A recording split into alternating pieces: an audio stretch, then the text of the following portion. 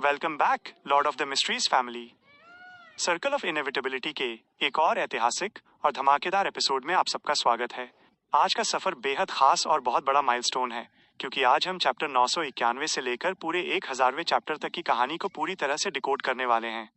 जी हाँ, आज हम 1000 चैप्टर्स का आंकड़ा छू रहे हैं और कहानी इस वक्त जिस मुकाम पर है वहाँ सस्पेंस, थ्रिल और डेंजर सब कुछ अपने अल्टीमेट पीक पर पहुंच चुका है। आज का हर एक चैप्टर आपको अपनी सीट से बांध कर रखने वाला है, इसलिए आज के एपिसोड का एक भी सेकंड मिस करने की गलती बिल्कुल मत करना। इस खास सफर में आगे बढ़ने से पहले मेरी अपनी इस फैमिली से एक छोटी सी और बहुत जरूरी रिक्वेस्ट है। जैसा कि आप सब जानते ही हैं, पुराना चैनल डिमोनेटाइज होने की वजह से अभी यूट्यूब से कोई भी फाइनेंशियल अर्निंग या सपोर्ट नहीं मिल पा रहा है। इस नए चैनल को खड़ा करने और आप तक लगातार ऐसा बेस्ट कंटेंट पहुंचाने में पूरी मेहनत लग रही है। अगर आप कैपेबल हैं और आपको लगता है कि मेरा काम इस लायक है, तो आप एक कदम आगे बढ़ाकर मुझे सपोर्ट कर सकते हैं। मैंने अपना QR कोड और UPI ID वीडियो के डिस्क्रिप्शन में डाल दिया है। आपका एक छोटा सा कंट्रीब्यूशन भी इस चैनल को आगे बढ़ाने में बहुत बड़ी मदद करेगा। बाकी जो लोग फाइनेंशियली सपोर्ट नहीं भी कर पा रहे हैं, आपका प्यार, आपकी कमेंट्स और आपका साथ ही मेरी असली ताकत है। बस अपना सपोर्ट दिखाने के लिए वीडियो को लाइक कर दीजिए, दोस्तों के साथ शेयर कीजिए और अगर अभी तक चैनल को सब्सक्राइब नहीं किया है तो तुरंत कर लीजिए।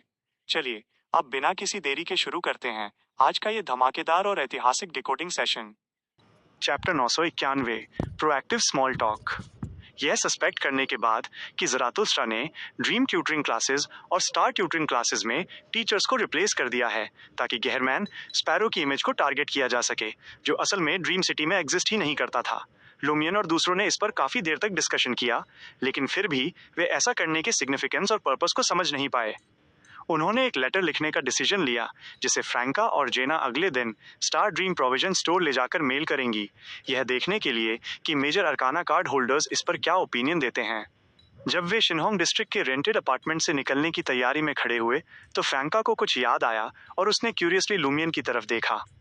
उसने कहा, तुमने पहले कहा था कि ली केजी की प्रेगनेंसी ग्रिम के कॉग्निशन तुम्हारे अंदर के ओमेबेला ब्लड लाइन और मुशु हॉस्पिटल के एनवायरनमेंट के कारण सेलेस्टियल वर्दी के सबकॉन्शियस के हावी होने की वजह से हुई थी, जो तुम्हें ड्रीम में चाइल्ड ऑफ गॉड ओमेबेला के इक्विवेलेंट मानता है, जिससे तुम्हारा कैजुअल कमेंट वो पहले से ही प्रेग्नेंट है रियलिटी बन गया।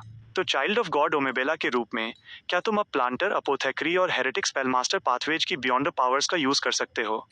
फ्रैंका की आंखें चमक उठीं। उसे लगा कि इसमें थोड़ा चलो ये अच्छा रहा वाला फ्लेवर है।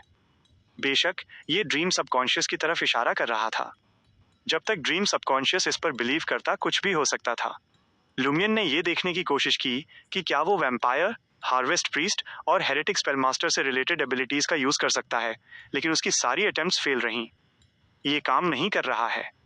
उसने अपना सिर हिलाया। इससे पहले कि फ्रैंका कुछ रिस्पॉन्ड करती, उसने थॉटफुली आगे कहा, शायद ये मुशु हॉस्पिटल में पॉसिबल हो। जब फ्रैंका ने एग्रीमेंट में सिर हिलाया, तो जेना ने लुमियन को रिमाइंड कराया, अगर सच में ऐसा है तो मुशु हॉस्पिटल के फ्रीक्वेंट विजिट्स के कारण तुम धीरे धीरे और भी ज्यादा ओमेबेला जैसे बनते जाओगे, जब तक कि तुम पूरी तरह से उसके इक्विवेलेंट न हो जाओ। लुमियन ने कुछ सेकंड के लिए पॉन्डर किया, फिर ग्रेवली कहा, यह एक पॉसिबिलिटी है। फ्रैंका ने तुरंत फुसफुसाते हुए कहा, ग्रेट मदर का स्टाइल कितना सिनिस्टर है, जो हमेशा लोगों को अनजाने में ट्रैप में फंसा देती है।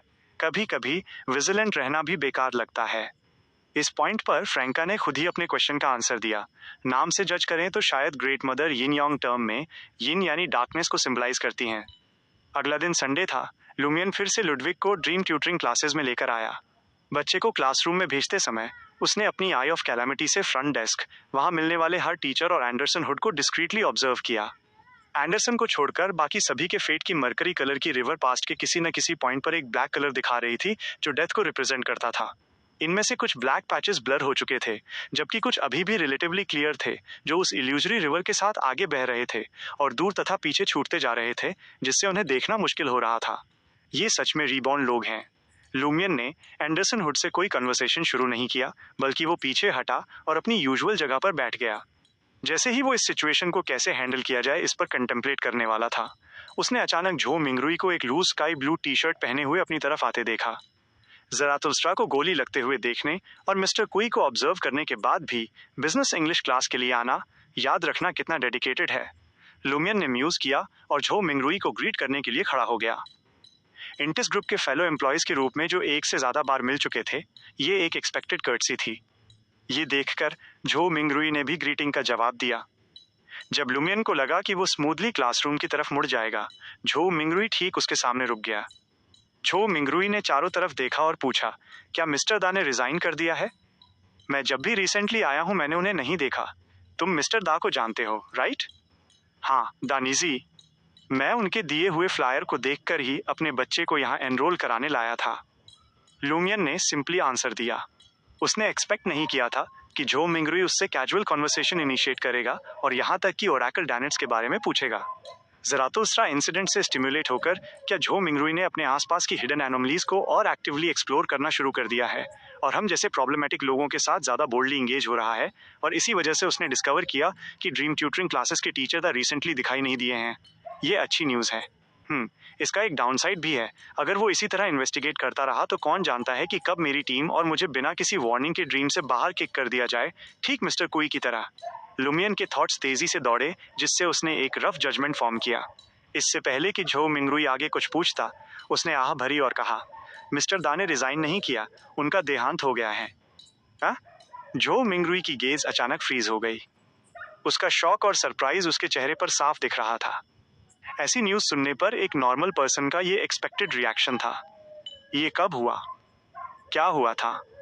झो मिंगरुई ने अपना एस्टोनिशमेंट नहीं छुपाया। लुमियन ने फ्रंट डेस्क की तरफ देखा। मैंने मिस आई से सुना कि ऐसा लगता है कि उनका सामना किसी साइकोपैथिक किलर से हो गया था और उनका गला घोंटकर मर्डर कर दिया गया। पहले तो मिस आई और मिस्टर एंडरसन को लगा कि वो सिर्फ मिसिंग है, और क्योंकि उन्हें मिस्टर दा की अकेले सर्वाइव करने की एबिलिटी पर ज़्यादा कॉन्फिडेंस नहीं था, उन्होंने जल्दी ही पुलिस को रिपोर्ट कर दिया। बाद में सर्च करने पर पुलिस को मिस्टर द मुशु हॉस्पिटल के अंडरग्राउंड मॉर्ग में एक कॉप्स के रूप में मिले। लुमियन के शब्द वे सारी इन्फॉर्मेशन थे जो मिस आई नाना ने पहले मेंशन की थी और जिन्हें ऑनलाइन भी ढूंढा जा सकता था, इसलिए वो इस वजह से ड्रीम से दोबारा किकआउट होने के बारे में वॉरिड नहीं था। ड्रीम में री एंटर करने के बाद उसने झो मिंगरुई के सामने 2 या 3 दिन तक अच्छे से बिहेव करने का प्लान बनाया था। मर्डर? झो मिंगरुई की आंखें टिमटिमाई और वो डीप थॉट में चला गया। हाँ, बॉडी मुशु हॉस्पिटल के अंडरग्राउंड मॉर्ग में डिस्कवर हुई थी। लुमियन ने डेलिबरेटली इस बात पर एम्फेसिस दिया। वो नॉर्मल कन्वर्सेशन के थ्रू झो मिंगरुई को ये नोटिस कराने की कोशिश कर रहा था कि मुशु हॉस्पिटल के साथ कुछ प्रॉब्लम्स हो सकती हैं। किलर ने डेलिबरेटली मिस्टर दा की बॉडी को अंडरग्राउंड मॉर्ग में भेजा। झो मिंगरुई ने अपना कंफ्यूजन एक्सप्रेस किया। लुमियन ने अपना सिर हिलाया। ये किलर नहीं भी हो सकता है। हो सकता है कि किसी राहगीर ने बॉडी को डिस्कवर किया हो और उसे वहां भेज दिया हो। ये कैसे पॉसिबल है? कोई राहगीर जो बॉडी देखेगा वो सीधे पुलिस को कॉल करेगा। झो मिंगरुई को धीरे धीरे लगने लगा कि इस मामले में कुछ तो गड़बड़ है। लेकिन किलर को मिस्टर दा की बॉडी को मुशु हॉस्पिटल के अंडरग्राउंड मॉर्ग में भेजने की क्या जरूरत थी? क्या उसने सोचा कि अगर बॉडी वहां छुपाई गई तो वो डिस्कवर नहीं होगी? उसे ऐसा क्यों लगा? लुमियन क्वेश्चंस रेज करने और मुशु हॉस्पिटल को एम्फेसाइज करने के लिए रिस्पॉन्सिबल था, लेकिन आंसर्स प्रोवाइड करने के लिए नहीं। उसके लिए अभी आंसर्स प्रोवाइड करना बहुत डेंजरस था। झो मिंगरुई ने थॉटफुली सिर हिलाया, फिर बिजनेस इंग्लिश क्लासरूम की तरफ पॉइंट किया। मैं अब क्लास के लिए जा रहा हूँ, ठीक है? लुमियन उसी के अकॉर्डिंग बैठ गया। वो क्लासरूम की दीवार के सहारे टिक गया और उसके थॉट्स धीरे धीरे फैलने लगे। ड्रीम ट्यूटरिंग क्लासेस और स्टार ट्यूटरिंग क्लासेस में टीचर्स का सीक्रेट रिप्लेसमेंट सच में रिजॉल्व करना बहुत डिफिकल्ट है। अगर ये रियल वर्ल्ड होता तो मैं मुशु हॉस्पिटल के अंडरग्राउंड पार्ट को उड़ाने का कोई मौका ढूंढता जिससे हिडन डेंजर पूरी तरह एलिमिनेट हो जाता। लेकिन ड्रीम सिटी में मुशु हॉस्पिटल का अंडरग्राउंड पार्ट एक ग्रेट एक्सिस्टेंस का साइकोलॉजिकल ट्रॉमा और दूसरे ग्रेट एक्सिस्टेंसेस की पावर के लिए एक इन्फिल्ट्रेशन पॉइंट है। मुझे डर है कि स्टार ड्रीम प्रोविजन स्टोर के ओनर और स्टियानोस भी वहां आसानी से जाने की हिम्मत नहीं करेंगे, भले ही वे रेस्ट्रिक्टेड न हो। आई ऑफ कैलामिटी का यूज करके ये डिस्टिंग्विश करना कि टारगेट एक रीबॉर्न पर्सन है या नहीं, क्या हमें उन सभी को मार देना चाहिए जो रिप्लेस हो चुके हैं, जैसे हुआंग जियाजिया, आई नाना और अन्य, ताकि उन्हें एलिमिनेट किया जा सके? मुझे पूरा कॉन्फिडेंस है कि अगर मैं एक को मारूं तो मैं ट्रेसेज को कवर कर सकता हूं और डिस्कवर नहीं होऊंगा, लेकिन इतने सारों को मारना? क्या वे सोचते हैं कि ड्रीम सिटी का पुलिस डिपार्टमेंट और चीफ यागेट्स मर चुके हैं? ये ड्रीम की मेन कॉन्शियसनेस को ओपनली चैलेंज करना होगा और हो सकता है कि अगले ही दिन मेरी पहचान हो जाए। इसके अलावा हुआंग जियाजिया और दूसरों का गहरमैन स्पैरो की आइडेंटिटी से रिलेटेड होने के कारण अगर वे सभी ड्रीम सिटी के स्टेज से एग्जिट कर जाते हैं तो ये अनफेवरेबल चेंजेस ला सकता है, या इसके बाद का अवेकनिंग प्लान स्टार्टिंग से ही फेल होने के लिए डूम हो सकता है। इसकी रिपोर्ट करें? सफिशिएंट क्लूज के बिना इसका एंड भी ज़रातुस्त्रा के बारे में पिछली रिपोर्ट जैसा हो सकता है जिस पर कोई रिस्पॉन्स नहीं मिला था। कौन से क्लूज पुलिस को डीपली इन्वेस्टिगेट करने और एनॉर्मैलिटीज को डिस्कवर करने पर मजबूर कर सकते हैं? मुझे उम्मीद है कि मेजर अरकाना कार्ड होल्डर्स कुछ अच्छे आइडियाज प्रोवाइड कर सकेंगे। जैसे ही लुमियन के थॉट्स और ज्यादा स्कैटर्ड होने लगे, उसने झो मिंगरुई को अपने फोन के साथ क्लासरूम से बाहर आते और रेस्टरूम की तरफ जाते देखा। लुमियन ने अपना सिर थोड़ा झुकाया और दूर से झो मिंगरुई जो कह रहा था उसे ईव्सड्रॉप करने के लिए अपने हंटर ईयर्स का यूज किया। उसने झो मिंगरुई को सरप्राइज में पूछते सुना, क्या तुम्हारा मंडे को आने का शेड्यूल नहीं था? इसे वेडनेसडे तक पोस्टपोन क्यों कर दिया गया है? फोन के दूसरे एंड से एक फीमेल वॉइस फ्रेंटली लुमियन के कानों तक पहुंची। मैंने इसके बारे में सोचा, तुम्हें वीक के दौरान काम करना होता है और तुम मुझे बाहर नहीं ले जा सकते, इसलिए मैं सीधे रिपोर्ट करने चली जाऊं तो बेहतर होगा। झो मिंगरुई एक मोमेंट के लिए साइलेंट रहा, फिर कहा, मेरे पास एनुअल लीव है।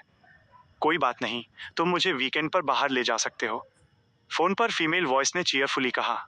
झो मिंगरुई ने आह भरी और कहा, चलो ठीक है, फिर वेडनेसडे को तुम्हारी ट्रेन का क्या टाइम है? ये सुनकर लुमियन रफली समझ गया कि क्या चल रहा था। मेजर अरकाना द्वारा प्रोवाइड की गई इन्फॉर्मेशन के अकॉर्डिंग झो मिंगरुई की सिस्टर झो शाशा को यांगडू की एक यूनिवर्सिटी में एडमिशन मिला था और वो यहाँ पढ़ने आने वाली थी। झो शाशा अगले वेडनेसडे को यांगडू पहुंचेगी। झो मिंगरुई के सबसे क्लोज ड्रीम मैनिफेस्टेशंस में से एक के रूप में उसका आना क्या चेंजेस लाएगा? लुमियन ने अपने टेम्पल्स को रब करने के लिए अपना राइट हैंड उठाया। उसे महसूस हुआ कि इवेंट्स की एक लहर के बाद दूसरी लहर बिना किसी पॉज के आ रही थी। Star dream provision store. Franca और जेना, जिन्होंने एक टैक्सी ली थी, दुकान के डिमली लिट इंटीरियर में वॉक करके अंदर आईं। पहले वाली ने पोलाइटली शॉप ओनर से पूछा कि क्या वे एक लेटर मेल कर सकते हैं, जबकि बाद वाली एंट्रेंस एरिया में ही रुकी रही, दोनों शेल्फ्स पर रखे एंटीक्स को एग्जामिन कर रही थी और बाहर की सिचुएशन को ऑब्जर्व कर रही थी। शॉप ओनर की परमिशन मिलने के बाद फ्रैंका शेल्फ की तरफ मुड़ी और अपने हाथ में मौजूद लेटर को silver inlet black mail box में ड्रॉप कर दिया। जैसे ही उसकी गेज वहां से गुजरी, उसने नोटिस किया कि प्राइड आर्मर जो कभी उसका हुआ करता था, राइट शेल्फ के इनर साइड के एज पर क्वाइटली खड़ा था। इस silver white full body armour का सरफेस किसी तरह डार्क रेड ब्लड के पैचेस और स्पॉट से स्टैंड था। इसे देखने मात्र से ही फ्रैंका को रैपिडली वीक होने की फीलिंग हुई, जैसे कि उसकी कोई सीरियस इलनेस वापस आ गई हो। ये और भी ज्यादा सिनिस्टर हो गया है। फ्रैंका की शॉप ओनर से ये पूछने की हिम्मत नहीं हुई कि प्राइड आर्मर के साथ क्या हुआ था, और उसने जल्दी से अपनी गेज हटा ली और दरवाजे की तरफ बढ़ने लगी। इस मोमेंट पर जेना ने अपना हाथ थोड़ा उठाया और डिस्क्रीटली स्ट्रीट के डायगोनल अपोजिट साइड की तरफ पॉइंट किया। वहां एक स्ट्रीट ट्री की ब्रांच पर एक व्हाइट पीजन बैठा हुआ था। Chapter 992, the annoying questioner. Luoshan police station के पास एक कैफे में बैठी थी और एक व्हाइट पिजन का यूज करके फ्रैंका और जेना के ठिकाने को मॉनिटर कर रही थी, जिसे उसने टेम्पररी मॉडिफाई किया था। उसने पिजन पर अपना खुद का एक मार्क बनाया था, साथ ही एक हिडन मिनिएचर कैमरा भी लगाया था। एक ऐसा सनग्लासेस पहनकर जिस पर रिसीविंग डिवाइस बना हुआ था, वो करस्पॉन्डिंग सिग्नल पा सकती थी। सेम टाइम पर वो करस्पॉन्डिंग मार्क को ड्राइव करने के लिए एक पेंटर और एक पेंटिंग के बीच के कनेक्शन का यूज कर सकती थी, जिससे पिजन को डायरेक्ट किया जा सके। बेशक इसे एक सर्टेन डिस्टेंस के अंदर ही मेंटेन करना पड़ता था। फ्रैंका और जेना को स्टार ड्रीम प्रोविजन स्टोर से बाहर आते देखकर लुओशान ने जल्दी से व्हाइट पिजन से उनका पीछा करवाया। जैसे ही उसने पीछा किया, उसने पाया कि दोनों टारगेट पुलिस स्टेशन एरिया की तरफ अप्रोच कर रहे थे, जो कि वही जगह थी जहां वो खुद मौजूद थी। लुओशान का दिल एक पल के लिए थम गया। फॉर्चुनेटली उसकी एंजाइटी ज्यादा देर तक नहीं रही। फ्रैंका और जेना सिर्फ इस स्ट्रीट तक आए थे और वे असल में कैफे के दरवाजे तक नहीं चले। फू। जैसे ही लुओशान ने राहत की सांस ली, उसने फ्रैंका और जेना को, जो कैफे से पहले ही 5 या 6 कदम दूर थे, साइमल्टेनियसली हवा में गायब होते देखा। क्या? लुओशान की पुतलियां अचानक फैल गईं। अगले ही सेकंड 2 लोग उसके अपोजिट बैठ गए। एक लुओ फू थी और दूसरी जेना थी। लुओशान के मूवमेंट्स इंस्टेंटली फ्रीज हो गए, जैसे कि वो किसी स्टैचू में बदल गई हो। क्या तुम हमें मॉनिटर कर रही थी? जेना ने एक फ्रेंडली मैनर में पूछा। फ्रैंका ने अपने हाथ के 2 मिरर्स को कॉफी टेबल पर रख दिया, जिससे एक मिरर मेज क्रिएट हो गया। मैं देखना चाहती थी कि तुम लोग असल में क्या कर रहे हो। क्या तुम मुझे डिसीव कर रहे थे? क्या तुम लोग बुरे इंसान हो? लुओशान की वॉइस धीरे धीरे ऊंची हुई। ये अभी भी ड्रीमस्केप के बारे में हुई बातचीत के आफ्टर इफेक्ट्स हैं। मैं वंडर करती हूँ कि क्या मिरर मेज एक रिपोर्टर की ट्रुथ को एक्सप्लोर करने की एबिलिटी को डिसीव कर सकता है? प्रोबेबली नहीं। फ्यूचर में इस तरह की जासूसी से कैसे गार्ड किया जाए? फोन के थ्रू इंपॉर्टेंट चीजें कम्युनिकेट करें और बाद में इंफॉर्मेशन श्रेडर का यूज करके चैट रिकॉर्ड्स डिलीट कर दें। नहीं, मेरे अलावा लुमियन, जेना, एंथनी और लुडविग चाइनीज नहीं बोलते हैं। फोन कम्युनिकेशन वॉइस कन्वर्जन के थ्रू किया जाता है, जिसे सुना भी जा सकता है। बॉटल ऑफ फिक्शन प्रॉबेबली इसे आइसोलेट नहीं कर सकती, अनलेस ये रीम ऑफ मिस्ट्रीज हो। क्या हमें फ्यूचर में एक रिपोर्टर से बहुत दूर जगहों पर ही कम्युनिकेट करना चाहिए?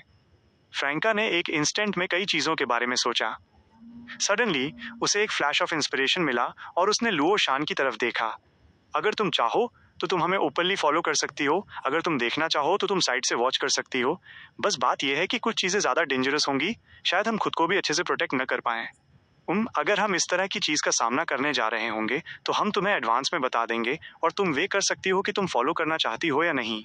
लुओ शान ने एक्सपेक्ट नहीं किया था कि फ्रैंका और दूसरे इतने ऑनेस्ट होंगे और वो मोमेंटली स्पीचलेस हो गई। फ्रैंका ने अपॉर्चुनिटी का फायदा उठाते हुए कहा, हम इसके बाद एक जगह जा रहे हैं ये कंफर्म करने के लिए कि क्या सर्टेन लोग और ज्यादा फेक हो गए हैं। क्या तुम जाना चाहती हो? कंफर्म करना कि क्या वे और ज्यादा फेक हो गए हैं? लुओ शान को अचानक थोड़ा डर लगा, लेकिन वो खुद को हमेशा के लिए डिसीव नहीं करना चाहती थी और आंसर को अनकवर करना चाहती थी। एक मोमेंट के हेसिटेशन के बाद उसने कहा, मैं चलूंगी। फ्रैंका हंस पड़ी। ये अच्छा है कि तुम्हारे पास ट्रुथ को एक्सप्लोर करने की एबिलिटी है। तुम इंट्यूटिवली हमें कंफर्म करने में हेल्प कर सकती हो, बिना इसके कि हमें डेंजरस प्लान्स डिवाइस करने पड़े। वो अभी तक नहीं जानती थी कि क्या लूमियन की आई ऑफ कैलामिटी हुआंग जियाजिया, आई नाना और दूसरों के साथ प्रॉब्लम्स को डिस्कवर कर सकती है, इसलिए उसने एक रिपोर्टर की एबिलिटी को यूज करने का प्लान बनाया। इस तरह वे शायद उन एस्पेक्ट्स को भी डिस्कवर कर सकते हैं जिनमें फेक लोग फेक थे, और इस प्रकार की एविडेंस ऑब्टेन कर सकते हैं जिसे पुलिस को रिपोर्ट किया जा सके। मजबूरन जेना ने पहले फ्रैंका को बताया था कि चूंकि लुओ शान पहले से ही जानती थी कि करंट वर्ल्ड एक ड्रीम था और वो बिलीव न करने की एक स्टेट में थी जो डाउट से भरी थी, लेकिन खुद को पूरी तरह डिसीव करने में अनएबल थी। उन्हें डिले नहीं करना चाहिए, कहीं ऐसा न हो कि वो इस वजह से कुछ स्टूपिड कर बैठे या उसकी मेंटल स्टेट प्रॉब्लमैटिक हो जाए और फैंटेसी एसोसिएशन के उस इविल गॉड द्वारा एक्सप्लॉइट कर ली जाए। जेना को लगा कि ऑलरेडी ऑनेस्ट और ट्रूथफुल होने का रास्ता चुनने के बाद उन्हें इसी स्टाइल को कंटिन्यू रखना चाहिए। एक तरफ साइकोलॉजिकल ट्रीटमेंट के थ्रू लुओ शान की मेंटल और इमोशनल स्टेट को स्टेबलाइज करें, और दूसरी तरफ लुओ शान को उनके कंट्रोल में स्टेप बाय स्टेप ट्रूथ को फेस करने दें, फैक्ट्स को कंफर्म करने दें और उसे इमेजिन करने, ट्राई करने या ब्लाइंडली चीजें करने न दें जो लाइकली बड़ा डिजास्टर ला सकती हैं। इन अदर वर्ड्स, जब प्रॉब्लम्स ऑलरेडी अपीयर हो चुकी थीं और उन्हें अवॉइड नहीं किया जा सकता था, तो उन्हें अपने खुद के कंट्रोल में रखना और प्रिकॉशंस के साथ रिलीज करना बेहतर था, बजाय इसके कि प्रॉब्लम्स को अपने आप डेवलप होने दिया जाए। तो जिस चीज को मिस्ट्री प्राइंग ग्लासेस के साथ किया जा सकता था, उसके लिए उन्होंने लुओ शान से हेल्प मांगने का डिसीजन लिया। स्टार ट्यूटरिंग क्लासेस के बाहर फ्रैंका और जेना लुओ शान को एक व्हाइट कार के पास लाए जो अनलॉक्ड और अनऑक्यूपाइड थी। एंथनी, जिसे फ्रैंका से एक वीचेट मैसेज मिला था, ऑलरेडी पास में स्टैंड बाय पर था, जो लुओ शान का ट्रीटमेंट करने के लिए रेडी था अगर उसका मेंटल ब्रेकडाउन होता है। ये क्या है? लुओ शान ने एक्सपेक्ट नहीं किया था कि उनके यूज करने के लिए रोड साइड पर ऐसी कार वेट कर रही होगी। हमारे कंपेनियन ने इसे यहाँ ड्राइव किया, हमारे ऑब्जर्वेशंस की कन्वीनियंस के लिए, फ्रैंका ने सिंपली एक्सप्लेन किया।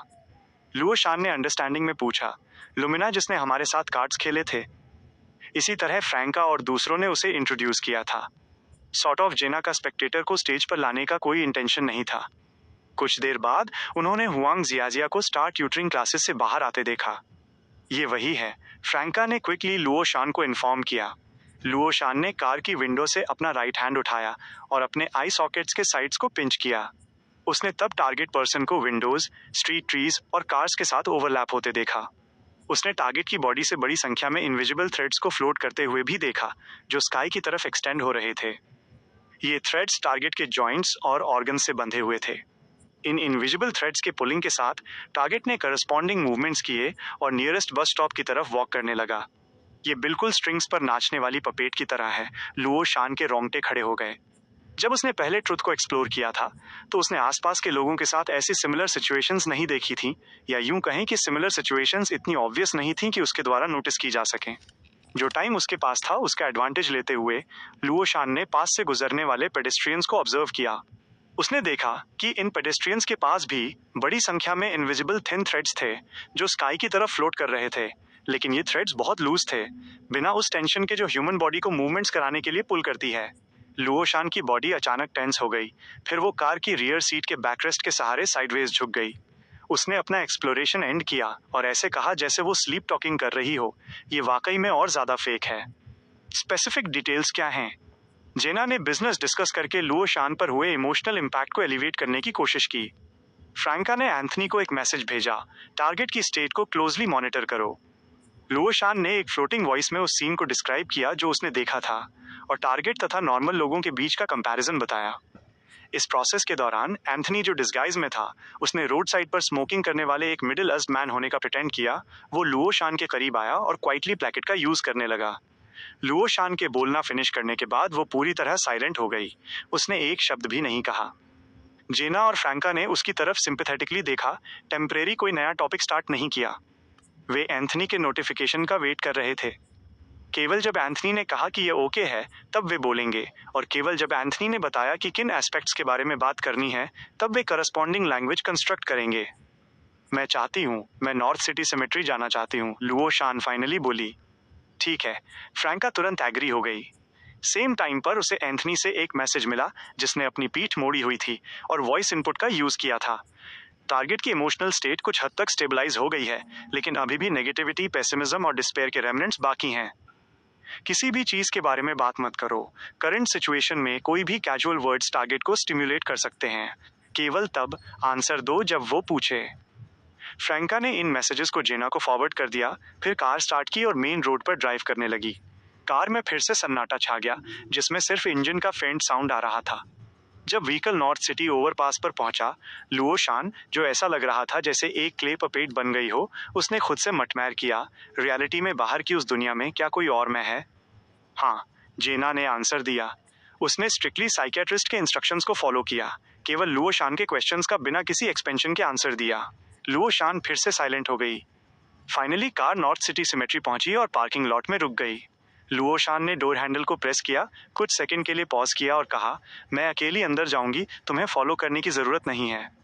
ठीक है, जेना और फ्रैंका ने एक साथ रिस्पॉन्ड किया। लुओ शान ने कार का डोर ओपन किया और एक पैर बाहर रखा।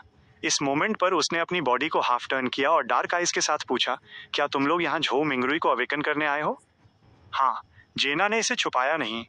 इस टॉपिक पर उसे कुछ और वर्ड्स कहना नेसेसरी लगा, इसलिए उसने ऐड किया, अगर झो मिंगरुई अवेकन नहीं हुआ तो एपोकैलिप्स आने पर सब कुछ डिस्ट्रॉय हो जाएगा, इंक्लूडिंग ये ड्रीम भी।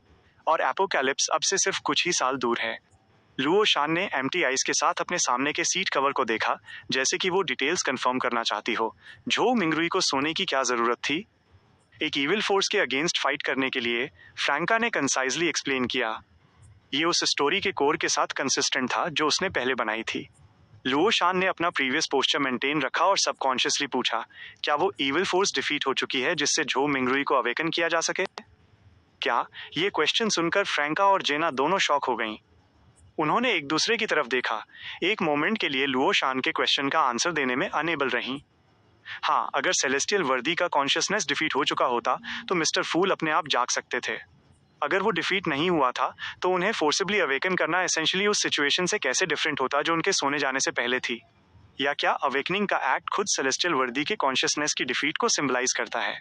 मिस्टर फूल तब जागते हैं जब सेलेस्टियल वर्दी अभी भी सो रहा हो। क्या पावर के बैलेंस में कोई चेंज आएगा जिससे विक्ट्री के स्केल्स मिस्टर फूल की तरफ झुक जाएंगे? अगर ये गेस करेक्ट है तो ठीक है, लेकिन अगर ये रॉन्ग है तो क्या इसका मतलब ये है कि हमारी डायरेक्शन सही नहीं है?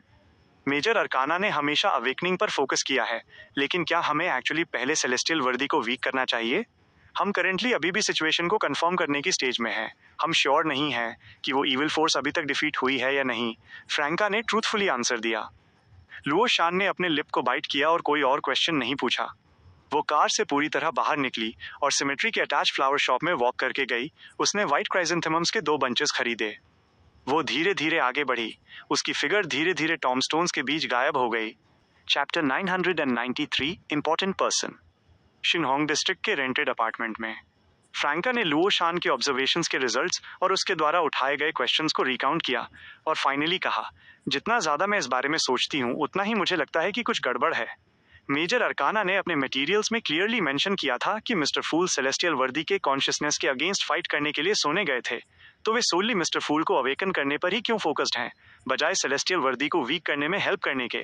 और हम भी सफिशिएंट बैकग्राउंड इन्फॉर्मेशन होने के बावजूद, कभी पहले इस डायरेक्शन होने के बावजूद, कभी पहले इस डायरेक्शन में नहीं सोचे। ऐसा लगता है जैसे हमें बिविच कर दिया गया हो, नहीं जैसे हम पर स्टुपिडिटी का कोई स्पेल चला दिया गया हो। इस पॉइंट पर फ्रैंका अचानक रुक गई। वहां प्रेजेंट हर किसी के दिमाग में इंस्टेंटली एक वर्ड आया, फूल्ड। उस अनस्पीकेबल साइलेंस में केवल लुडविग पूरी तरह से अनअफेक्टेड था, जो अपने बॉइल्ड कॉर्न को चबा रहा था। सीरियस कंटेम्पलेशन के बाद जेना ने कहा, शायद मिस्टर फूल को अवेकन करने का एक्ट खुद सेलेस्टियल वर्दी को वीक करेगा और हमारे एडवांटेज को स्ट्रेंथन करेगा। लुमियन ने अपना सिर हिलाया। भले ही ये सिम्बिज्म सच हो, फिर भी हमें मिस्टर फूल को अवेकन करने में हेल्प करने के लिए सेलेस्टियल वर्दी को वीक करने की डायरेक्शन को पूरी तरह से ओवरलुक नहीं करना चाहिए था। क्या इसका मतलब ये है कि ये डायरेक्शन करेक्ट है? इसलिए ड्रीम ने हर किसी को फूल किया ताकि हमें इस डायरेक्शन में सोचने से प्रिवेंट किया जा सके। फ्रैंका अचानक एक्साइटेड हो गई। नेसेसरीली नहीं, एंथनी ने रिप्लाई किया। वो सेलेस्टियल वर्दी स्विंडलर पाथवे के बिल्कुल टॉप पर मौजूद बीइंग है। इनिशियली हमें फूल करना ताकि हम उसे वीक करने की पॉसिबिलिटी पर कंसीडर न कर सकें। शायद इसलिए हो ताकि वो हमें ये बिलीव करा सके कि हमारी लेटर एक्सप्लोरेशंस में कुछ प्रोग्रेस करने के बाद यही एकमात्र करेक्ट पाथ है जिससे हम हेडलॉन्ग इसमें रश कर जाएं। एनिमी का अपोजिशन इंडिकेट करता है कि हम सही चीज कर रहे हैं, लेकिन क्या होगा अगर एनिमी डेलिबरेटली अपोज कर रहा हो, एक्चुअली स्ट्रांग होने पर वीकनेस फील कर रहा हो? फ्रैंका एंथनी का मीनिंग समझ गई और उसने फ्रस्ट्रेटेड होकर कहा, हमें कैसे चूज करना चाहिए? चूज क्यों करना? लुमियन हंसा। मिस्टर फूल को अवेकन करना और सेलेस्टियल वर्दी को वीक करना दो ऐसी चीजें हैं जिन्हें हम साइमल्टेनियसली कर सकते हैं।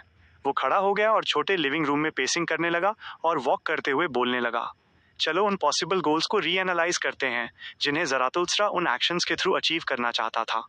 झो मिंगरुई से कांटेक्ट करना लाइकली एक तरीका ढूंढने के लिए था जिससे झो मिंगरुई को सब्सिक्वेंट पोशन पिलाया जा सके, उसे एक विच बनाया जा सके।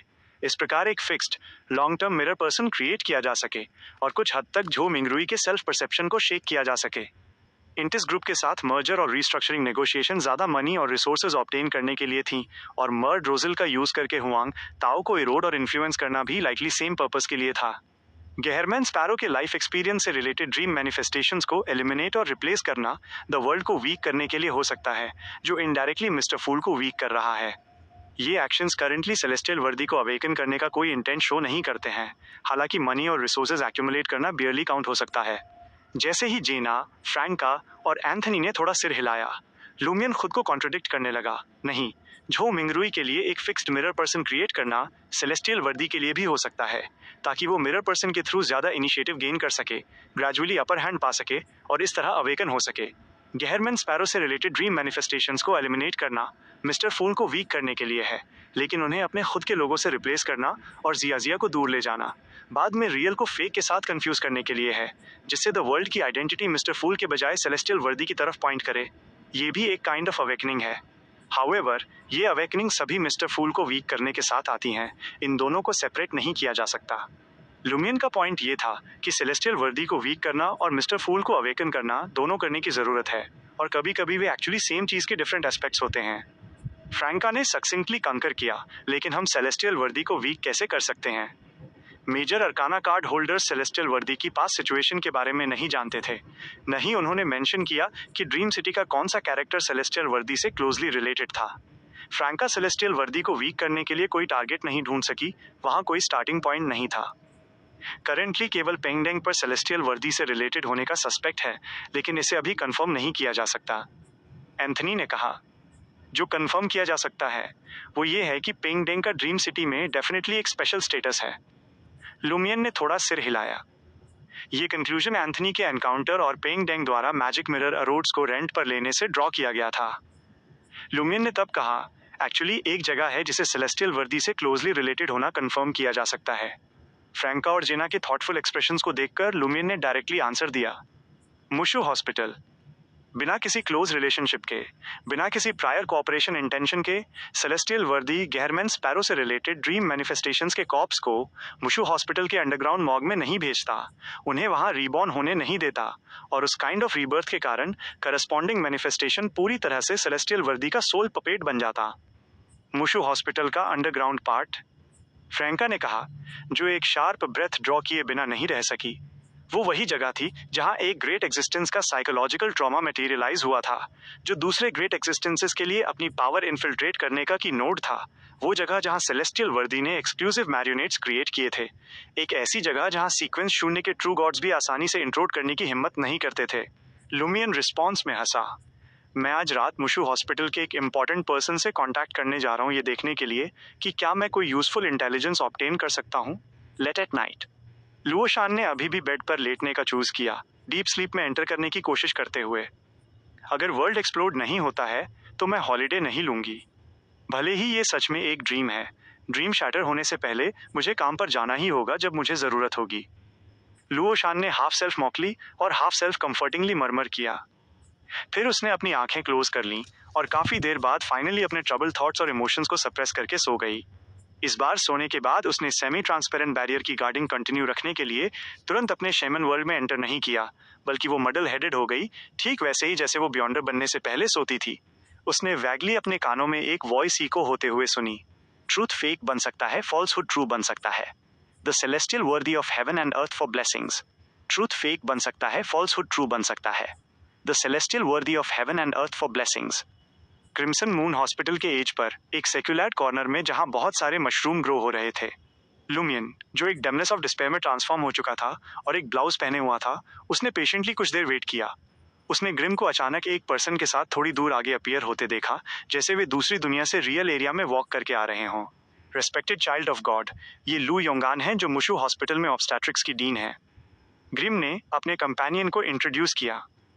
वो भी मदर की एक चाइल्ड हैं। लू योंगान अपने फोटोज में अपीयर हो रही थी, फेयर स्किन और एक ब्यूटीफुल फेस के साथ जो फुल मून की तरह राउंड था, और वो जेंटल तथा मदरली दिख रही थी। वो एक मेडिकल बॉक्स कैरी कर रही थी और उसने लुमियन की तरफ थोड़ा बो करते हुए कहा, praise the mother and praise you, child of God. Mushu hospital का वो इम्पोर्टेंट पर्सन जिससे लुमियन ने पहले कहा था कि वो मिलना चाहता है, वो प्रिसाइसली यही ऑब्स्टेट्रिक्स डीन लू योंगान थी। ग्रिम अपने वर्ड का बहुत पक्का था। जैसे ही 1 वीक की डेडलाइन मीट हुई, उसने लुमियन को एक मैसेज भेजा, उसे रिमाइंड कराते हुए कि आज रात उसे ली केजी की रिप्रोडक्शन के साथ हेल्प करने जाना चाहिए, मिस्टिकली और साइंटिफिकली दोनों तरह से। लुमियन ने ली केजी के बेली में फीटस को अबॉर्ट करने की जल्दी नहीं की थी, प्रिसाइसली इसलिए क्योंकि वो पहले ग्रिम को फूल करना चाहता था, ताकि उसे कवर अप करने के लिए कोई एक्ट करने की जरूरत के पॉइंट तक पहुंचने से अवॉइड किया जा सके। इसके बाद उसके पास अबॉर्शन परफॉर्म करने के लिए कम से कम 2 से 3 वीक होते। लू योंगान की ग्रीटिंग सुनकर लुमियन ने अपने लॉन्ग ब्लैक हेयर के साथ थोड़ा सिर हिलाया और कहा, चलो अंदर चलें और पहले बिजनेस का टेक केयर करें। उसने लू योंगान से मुशु हॉस्पिटल के इंटरनल अफेयर्स के बारे में इंक्वायर करने की जल्दी नहीं की।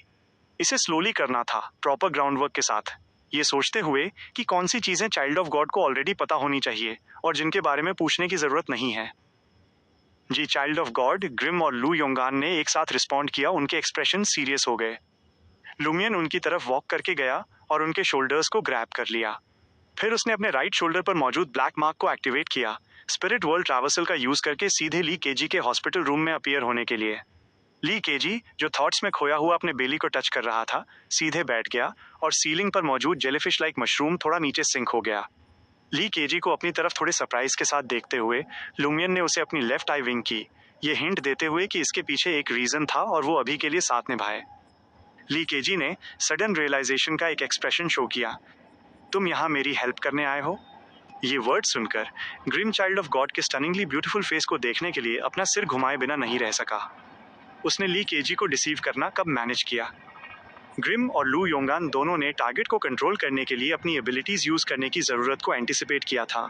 लू योंगान अपने मेडिकल बॉक्स के साथ ली केजी के बेड के पास बैठ गई और एक सीरियस एग्जामिनेशन स्टार्ट किया।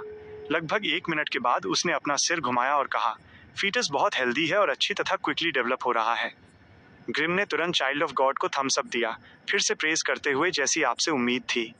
लुमियन ऑलरेडी इससे नम हो चुका था। उसने थोड़ा सिर हिलाया, उसका पूरा फोकस लू योंगान को एक सिरिंज निकालते हुए, किसी तरह की ड्रग ड्रॉ करते हुए और ली केजी को बेली में एक इंजेक्शन देते हुए वॉच करने पर था।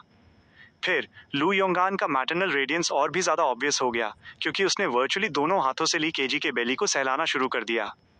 लुमियन ने देखा कि ली केजी का बेली एक विजिबल रेट से स्वेल और एनलार्ज होने लगा।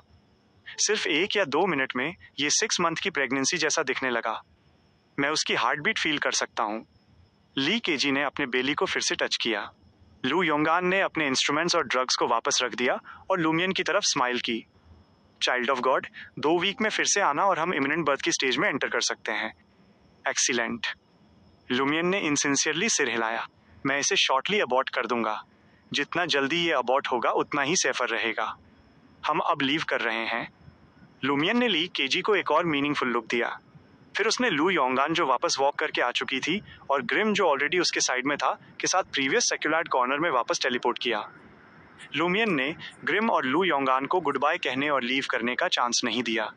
उसने बाद वाले की तरफ देखा, अपनी चिन को थोड़ा रेस करते हुए, और कहा, मुशु हॉस्पिटल के अंदर चीजें कैसी चल रही हैं? उसने पहले वैगली पूछने का प्लान बनाया था, एक चाइल्ड ऑफ गॉड के टोन में जो अपने सबॉर्डिनेट से फीडबैक चाहता हो, और फिर लू योंगान के रिस्पॉन्स के बेसिस पर सिलेक्टिवली डीपर डेल्व करे। लू योंगान ने एक काइंडली मैनर में रिप्लाई किया जिसमें ऑब्वियस रिस्पेक्ट मिक्स था। अंडरग्राउंड एरिया ऑलमोस्ट रेनोवेट होना फिनिश हो गया है और अबव ग्राउंड पर अभी भी सिर्फ हम कुछ लोग हैं और वे लोग हैं जो फ्रीक्वेंटली अंडरग्राउंड एंटर और एग्जिट करते हैं। अंडरग्राउंड ऑलमोस्ट रेनोवेटेड हो गया है। जो लोग फ्रीक्वेंटली अंडरग्राउंड एंटर और एग्जिट करते हैं वे लोगों में काउंट नहीं होते। लुमियन ने एक आईब्रो रेस की। Chapter 994 dean. लुमियन ने मुशु हॉस्पिटल के उस ऑर्डरली के बारे में सोचा जिससे वो पहले मिला था और उन सिचुएशंस को याद किया जो उसने मुशु हॉस्पिटल के अपने कई विजिट्स के दौरान ऑब्जर्व की थी। उसे लगा कि जो लोग फ्रीक्वेंटली मुशु हॉस्पिटल के अंडरग्राउंड एरिया में एंटर और एग्जिट करते थे शायद वे सच में अब ह्यूमन नहीं माने जा सकते थे। इससे भी ज्यादा जिस बात ने उसे सबसे ज्यादा कंसर्न किया वो ये थी कि मुशु हॉस्पिटल का अंडरग्राउंड पार्ट ऑलमोस्ट रेनोवेट हो चुका था। जब ऐसा होगा तो क्या चेंजेस आएंगे? ये किस चीज को सिंबलाइज करता है? अपने उमड़ते हुए थॉट्स के बीच लुमियन ने विश किया कि वो अभी जाकर मुशु हॉस्पिटल के अंडरग्राउंड पार्ट को उड़ा दे और इसे खत्म करे। फॉर्चुनेटली इस बात को छोड़कर कि क्या उसके पास मुशु हॉस्पिटल के अंडरग्राउंड पार्ट में ब्रेक इन करने और उसे कंप्लीटली डिस्ट्रॉय करने की एबिलिटी थी। बस ये फैक्ट कि मुशु हॉस्पिटल का अबव ग्राउंड पार्ट अभी भी रिलेटिवली नॉर्मल था, जहां कई पेशेंट्स और ऑर्डिनरी मेडिकल स्टाफ आ जा रहे थे, उसने उसे रैशली एक्ट करने से रोक दिया। अबव ग्राउंड एरिया को अफेक्ट किए बिना अंडरग्राउंड पार्ट को उड़ाने का कोई तरीका नहीं था। वो एक फुल ब्लोन टेररिस्ट अटैक में बदल जाएगा जिससे लुमियन को ड्रीम की मेन कॉन्शियसनेस द्वारा ग्रेटेस्ट एक्सटेंट तक रिजेक्ट कर दिया जाएगा, जो लाइकली उसे बाद में दोबारा एंटर करने से रोक देगा। पहले कोई ऐसा तरीका सोचें जिससे मुशु हॉस्पिटल कुछ दिनों के लिए पेशेंट्स को एडमिट करना बंद कर दे और इन पेशेंट्स को कहीं और ट्रांसफर कर दे। यह बहुत डिफिकल्ट होगा।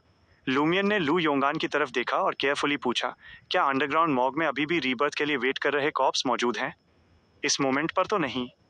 पिछले कुछ दिनों में कोई भी रीबर्थ की जरूरत वाले कॉप्स लेकर नहीं आया है, लू योंगान ने ट्रूथफुली आंसर दिया। ज़रातुस्ट्रा और मिस्टर कुई को ड्रीम से बाहर किक किए जाने के बाद क्या उससे रिलेटेड एक्टिविटीज रुक गईं? ये शो करता है कि हम अच्छा कर रहे हैं।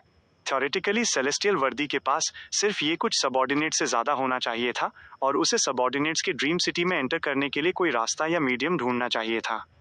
क्या दूसरे लोग पहले ही बाहर किक कर दिए गए थे, जैसे मेजर अरकाना और फॉर्मर लकी कॉइन होल्डर्स? ये सही है। ऐसा कोई रीजन नहीं है कि सेलेस्टियल वर्दी के पास केवल रिसेंटली ही ऐसे सबऑर्डिनेट्स हो जो एंटर कर सकें। कोई रीजन नहीं है कि पास्ट में केवल सेलेस्टियल वर्दी ही लोगों को बाहर किक कर सकता था और मिस्टर फूल नहीं कर सकते थे। लुमियन ने थोड़ा सिर हिलाया और अपना क्वेश्चन चेंज किया। मुशु हॉस्पिटल का करंट डीन कौन है? वो इस इंक्वायरी की वजह से लू योंगान के सस्पिशियस होने से नहीं डरता था, क्योंकि उसने पहले शू शिन्योंग से पूछा था और सीक्रेटली ग्रिम से भी पूछा था, और यहाँ तक कि ग्रिम जो ग्रेट मदर का एक चाइल्ड था वो भी नहीं जानता था। तुम नहीं जानती हो? लू योंगान ने सरप्राइज के साथ लुमियन के चेहरे की तरफ देखा। वो फिर ग्रिम की तरफ मुड़ी और पूछा, तुमने चाइल्ड ऑफ गॉड को नहीं बताया? ग्रिम ने अपना सिर हिलाया। मैं भी नहीं जानता, किसी ने मुझे कभी नहीं बताया। लू योंगान एक मोमेंट के लिए स्टन रह गई, फिर उसने अंडरस्टैंडिंग का एक एक्सप्रेशन शो किया। ये नॉर्मल है कि तुम नहीं जानते, लेकिन इससे कोई फर्क नहीं पड़ता। प्रीवियस डीन जा चुका है और ये न जानना किसी चीज को अफेक्ट नहीं करता। नया डीन कुछ दिनों में आ जाएगा। नया डीन कौन है? ग्रिम ने लुमियन के बिहाफ पर पूछा। लू योंगान ने अपना सिर हिलाया। ये अभी क्लियर नहीं है, हम तभी जानेंगे जब वे आ जाएंगे। शायद ये एक सरप्राइज होगा। एक सरप्राइज? हमारे लिए ये प्रोबेबली एक शॉक होने जा रहा है। लुमियन ने एक्नॉलेजमेंट का एक साउंड निकाला और कहा, क्या तुम मॉक के अलावा दूसरे अंडरग्राउंड एरियाज में गई हो? वह लू योंगान से मुशु हॉस्पिटल के अंडरग्राउंड के बारे में स्पेसिफिक इन्फॉर्मेशन निकालने की कोशिश नहीं कर रहा था, बल्कि उसके आंसर से ये जज करना चाहता था कि क्या ग्रेट मदर द्वारा ब्लेस्ड बियॉन्डर्स कभी कभार अंडरग्राउंड के नॉन मॉग एरियाज में एंटर कर सकते थे। मैं वहां गई हूँ, लेकिन डीप नहीं जा सकती, B2 में नहीं जा सकती। लू योंगान को नहीं लगा कि चाइल्ड ऑफ गॉड का ऐसा पूछना कुछ गलत था। आखिरकार मुशु हॉस्पिटल का अंडरग्राउंड पार्ट सोली ग्रेट मदर का नहीं था। दूसरी ग्रेट एक्सिस्टेंसेस भी वहां अपना इन्फ्लुएंस एक्सर्ट करती थी। ग्रेट मदर के चिल्ड्रन भी B2 में नहीं जा सकते? वहाँ क्या है? लुमियन ने थॉटफुली सिर हिलाया और पूछा, क्या मदर ट्री के फॉलोअर्स भी कुछ कर रहे हैं? ग्रेट मदर के चाइल्ड ऑफ गॉड के रूप में उसे दूसरी एक्सिस्टेंसेस के लिए थोड़ा कम रेस्पेक्ट शो करना ही था। हाँ, लेकिन मैं नहीं जानती कि क्या। लू योंगान ने अपना फोन निकाला और एक स्माइल के साथ कहा, चाइल्ड ऑफ गॉड, क्या हम वीचैट पर एक दूसरे को ऐड कर लें? अगर मैं बाद में अंडरग्राउंड के दूसरे एरियाज में कोई इश्यूज डिस्कवर करती हूँ तो मैं तुम्हें इमीडिएटली बता दूंगी। वो सच में जानती है कि दुनिया कैसे काम करती है। लुमियन ने लू योंगान को अपना वीचैट क्यूआर कोड स्कैन करने दिया। उसका वीचैट नाम सिर्फ उसका रियल नाम था। लुमियन ने लू योंगान के मोमेंट्स को तुरंत देखने की जल्दी नहीं की। उसने कैजुअली कहा, क्या तुमने जेड्स को ढूंढ लिया है? जेड सपोजली एब्सेस्ड हैंड का ट्रू नाम था और ओमेबेला के रिमेन्स में बची हुई कॉन्शियसनेस ने एक बार लुमियन पर यह नाम चिल्लाया था। लुमियन ये प्रोब करने की कोशिश कर रहा था कि क्या ग्रेट मदर के चिल्ड्रन ने जेड्स के बारे में सुना था। अभी तक नहीं। लू योंगान ने अपना सिर झुकाया। मदर बहुत डिसअपॉइंटेड हैं। जेड सच में ग्रेट मदर से क्लोजली रिलेटेड है। लुमियन वहीं रुक गया। उसने आगे नहीं पूछा। ये देखकर ग्रिम ने रेस्पेक्टफुली पूछा, चाइल्ड ऑफ गॉड, कल से आप नाइट शिफ्ट रोटेशन पर हैं। अगर आप काम नहीं करना चाहते हैं तो मैं आपको मॉर्निंग शिफ्ट में स्विच करने का कोई बहाना ढूंढ सकता हूँ। नाइट शिफ्ट ठीक है। लुमियन ने स्विच न करने का चूज किया। इस तरह वो डे और इवनिंग के दौरान अपना एक्टिविटी टाइम इफेक्टिवली इंक्रीज कर सकता था। फिर उसने स्काई में ऊपर चमकते ब्राइट मून की तरफ देखा और ग्रिम तथा लू योंगान से कहा, वापस जाओ। जी, चाइल्ड ऑफ गॉड। लू योंगान और ग्रिम ने एक साथ रिस्पॉन्ड किया। लुमियन उन्हें सी ऑफ करने नहीं गया बल्कि पहले खुद टेलीपोर्ट हो गया। लगभग एक क्वार्टर ऑफ एन आवर के बाद उसकी फिगर फिर से उस सेक्युलर कॉर्नर में अपीयर हुई और ग्रिम तथा लू योंगान ऑलरेडी जा चुके थे। केवल तभी लुमियन ने अपना फोन निकाला और लू योंगान के मोमेंट्स को देखना स्टार्ट किया। मुशु हॉस्पिटल की इस ऑब्स्टेट्रिक्स डीन के मोमेंट्स ज़्यादातर ऑब्स्टेट्रिक्स और gynaecology knowledge, thank you banners मिलने के इंस्टेंसेस, मुशु हॉस्पिटल के अचीवमेंट्स और अपने बच्चों के बारे में अपडेट्स शेयर करते थे। वहाँ ऐसा कुछ नहीं था जिसने लुमियन की आंख को पर्टिकुलरली कैच किया हो। क्योंकि उसने इसे सिर्फ मोस्ट रिसेंट मंथ शो करने के लिए सेट किया था, लुमियन केवल उसके मोमेंट्स के टॉप पर वापस जा सका और उसके बैकग्राउंड सेटिंग्स तथा पर्सनल सिग्नेचर को देख सका। बैकग्राउंड एक ब्लरी सिलहूट पर सेट था जो एक बेबी को होल्ड किए हुए था और उसका पर्सनल सिग्नेचर था, महिलाओं और बच्चों के लिए एक गार्डियन बने। ये सब उसकी आइडेंटिटी और नेचर के लिए बिल्कुल फिटिंग था। लुमियन ने अपना फोन वापस रखा और ली केजी के हॉस्पिटल रूम में टेलीपोर्ट हो गया। ली केजी इस ब्यूटीफुल वुमन की वापसी से सरप्राइज नहीं था। उसकी तरफ देखते हुए उसने हेसिटेंटली पूछा, क्या हमें सच में इसे अबॉर्ट करना होगा? जैसे जैसे फीटस ग्रो हुआ था उसका मैटरनल रेडियंस और इंटेंसिफाइड होता हुआ लग रहा था। लुमियन हंसा, तुमने इविल गॉड के चाइल्ड द्वारा अपने फ्लैश और स्पिरिट का फ्रेंजिड एब्जॉर्प्शन ऑलरेडी फील कर लिया होगा, राइट? हाँ। ली केजी ने ऑनेस्टली सिर हिलाया। लुमियन ने कंटिन्यू किया, और क्या तुम ये नहीं देखना चाहते कि इविल गॉड की ऑफस्प्रिंग और मशरूम की क्रॉस ब्रीडिंग से क्या इनोवेटिव क्वालिटीज इमर्ज हो सकती हैं? वो अब ली केजी के ऑब्सेशंस और वीकनेसेस को ग्रास्प करने में बहुत अडेप्ट हो चुका था। ये एक इंस्टिगेटर था। ली केजी की आंखें तुरंत चमक उठीं। ठीक है, चलो शुरू करते हैं। क्या तुम कम से कम थोड़ा हेसिटेट नहीं कर सकते ताकि मुझे फील हो कि तुम्हारा मैटरनल रेडियंस जेन्युइन है? लुमियन अंदर ही अंदर मरमर किया और ली केजी के बेडसाइड की तरफ वॉक करके गया। उसने अपनी राइट पाम आगे बढ़ाई और एक मॉडरेट टोन में कहा, यह काफी पेनफुल होगा। बियर करना। ओके। ली केजी ने अपनी आर्म आगे बढ़ाई, उसे हवा में हैंग होने दिया। जेलीफिश लाइक मशरूम से नीचे लटक रहे फंगल फिलामेंट्स क्विकली फ्लोट करके आए और ली केजी की आर्म के चारों तरफ रैप हो गए। उनके टिप्स उसके अंदर पियर्स कर गए। इसमें कुछ एनेस्थेटिक एबिलिटी है, ली केजी ने हैप्पीली लुमियन को एक्सप्लेन किया। लुमियन कुछ नहीं बोला। उसने अपनी पाम को क्वाइट और सिनिस्टर ब्लैक फ्लेम्स के साथ इग्नाइट होने दिया। उसने तब अपनी राइट पाम को ली केजी के बेली के सरफेस के अगेंस्ट प्रेस किया और डेमनेस की ब्लैक फ्लेम्स इमीडिएटली उसके अंदर बोर कर गईं। ली केजी का हाईली प्रोट्रूडिंग बेली अचानक तड़पने लगा, जैसे अंदर कोई चीज डेस्परेटली स्ट्रगल कर रही हो। इस स्ट्रगल के साथ ली केजी का फेस थोड़ा ट्विस्ट हुआ। एनेस्थीसिया होने के बावजूद वो अनस्पीकेबल पेन एक्सपीरियंस कर रहा था। मीनवाइल डेमनेस की ब्लैक फ्लेम्स ग्रेजुअली डिम और थिन हो गईं। भले ही लुमियन उन्हें लगातार अंदर पोर कर रहा था, वेली केजी के बेली में मौजूद उस वाइल्ड चीज को सच में पूरी तरह बर्न अवे नहीं कर पा रही थी। फॉर्चुनेटली लुमियन ने बिगिनिंग से कभी ऐसा नहीं सोचा था कि डेमनेस की ब्लैक फ्लेम्स इस गोल को अचीव कर सकती हैं, क्योंकि उसका एक ऑब्जेक्टिव कुछ ऐसा था जिसे डेमनेस की ब्लैक फ्लेम्स, जो सिर्फ स्पिरिट और लाइफ को बर्न करती थीं, अकम्प्लिश नहीं कर सकती थीं। उसने डेमनेस की ब्लैक फ्लेम्स का यूज पहले मेनली प्रोब करने के लिए किया था। सडनली लुमियन की पाम में मौजूद क्वाइट ब्लैक फ्लेम्स एजिटेटेड हो गईं, जैसे कि मैडनेस, वायलेंस और डिस्ट्रक्शन जनरेट हो रहे हों। Flames of destruction. जैसे ही फ्लेम्स ऑफ डिस्ट्रक्शन अंदर पोर हुई, ली केजी के बेली के कपड़े एब्रप्टली आग की लपटों में फट गए, जैसा कि उसकी स्किन और फ्लैश के साथ हुआ। उसके बेली में मौजूद फीटस ने ऊपर की तरफ पुश किया, जैसे वो फ्लेम्स ऑफ डिस्ट्रक्शन की बर्निंग से एस्केप करने की कोशिश कर रहा हो। लेकिन करंटली मदर की बॉडी के कंस्ट्रेंट से ब्रेक फ्री होने में अनेबल होने के कारण वो अल्टीमेटली वापस नीचे कोलैप्स हो गया। ऑलमोस्ट साइमल्टेनियसली लुमियन ने रोने और चीखने की इल्यूजरी साउंड सुनी।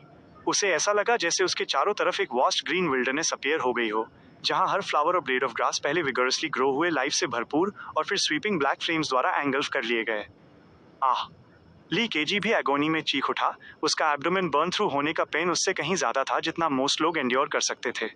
हाउएवर लुमियन ऑलरेडी इस हॉस्पिटल रूम को सील करने के लिए बॉटल ऑफ फिक्शन का यूज कर चुका था, जिससे ली केजी की वॉइस के सिर्फ फेंट ट्रेसेस ही बाहर सीप आउट हो पा रहे थे। यह साइकियाट्रिक वार्ड में ध्यान देने योग्य बात नहीं थी।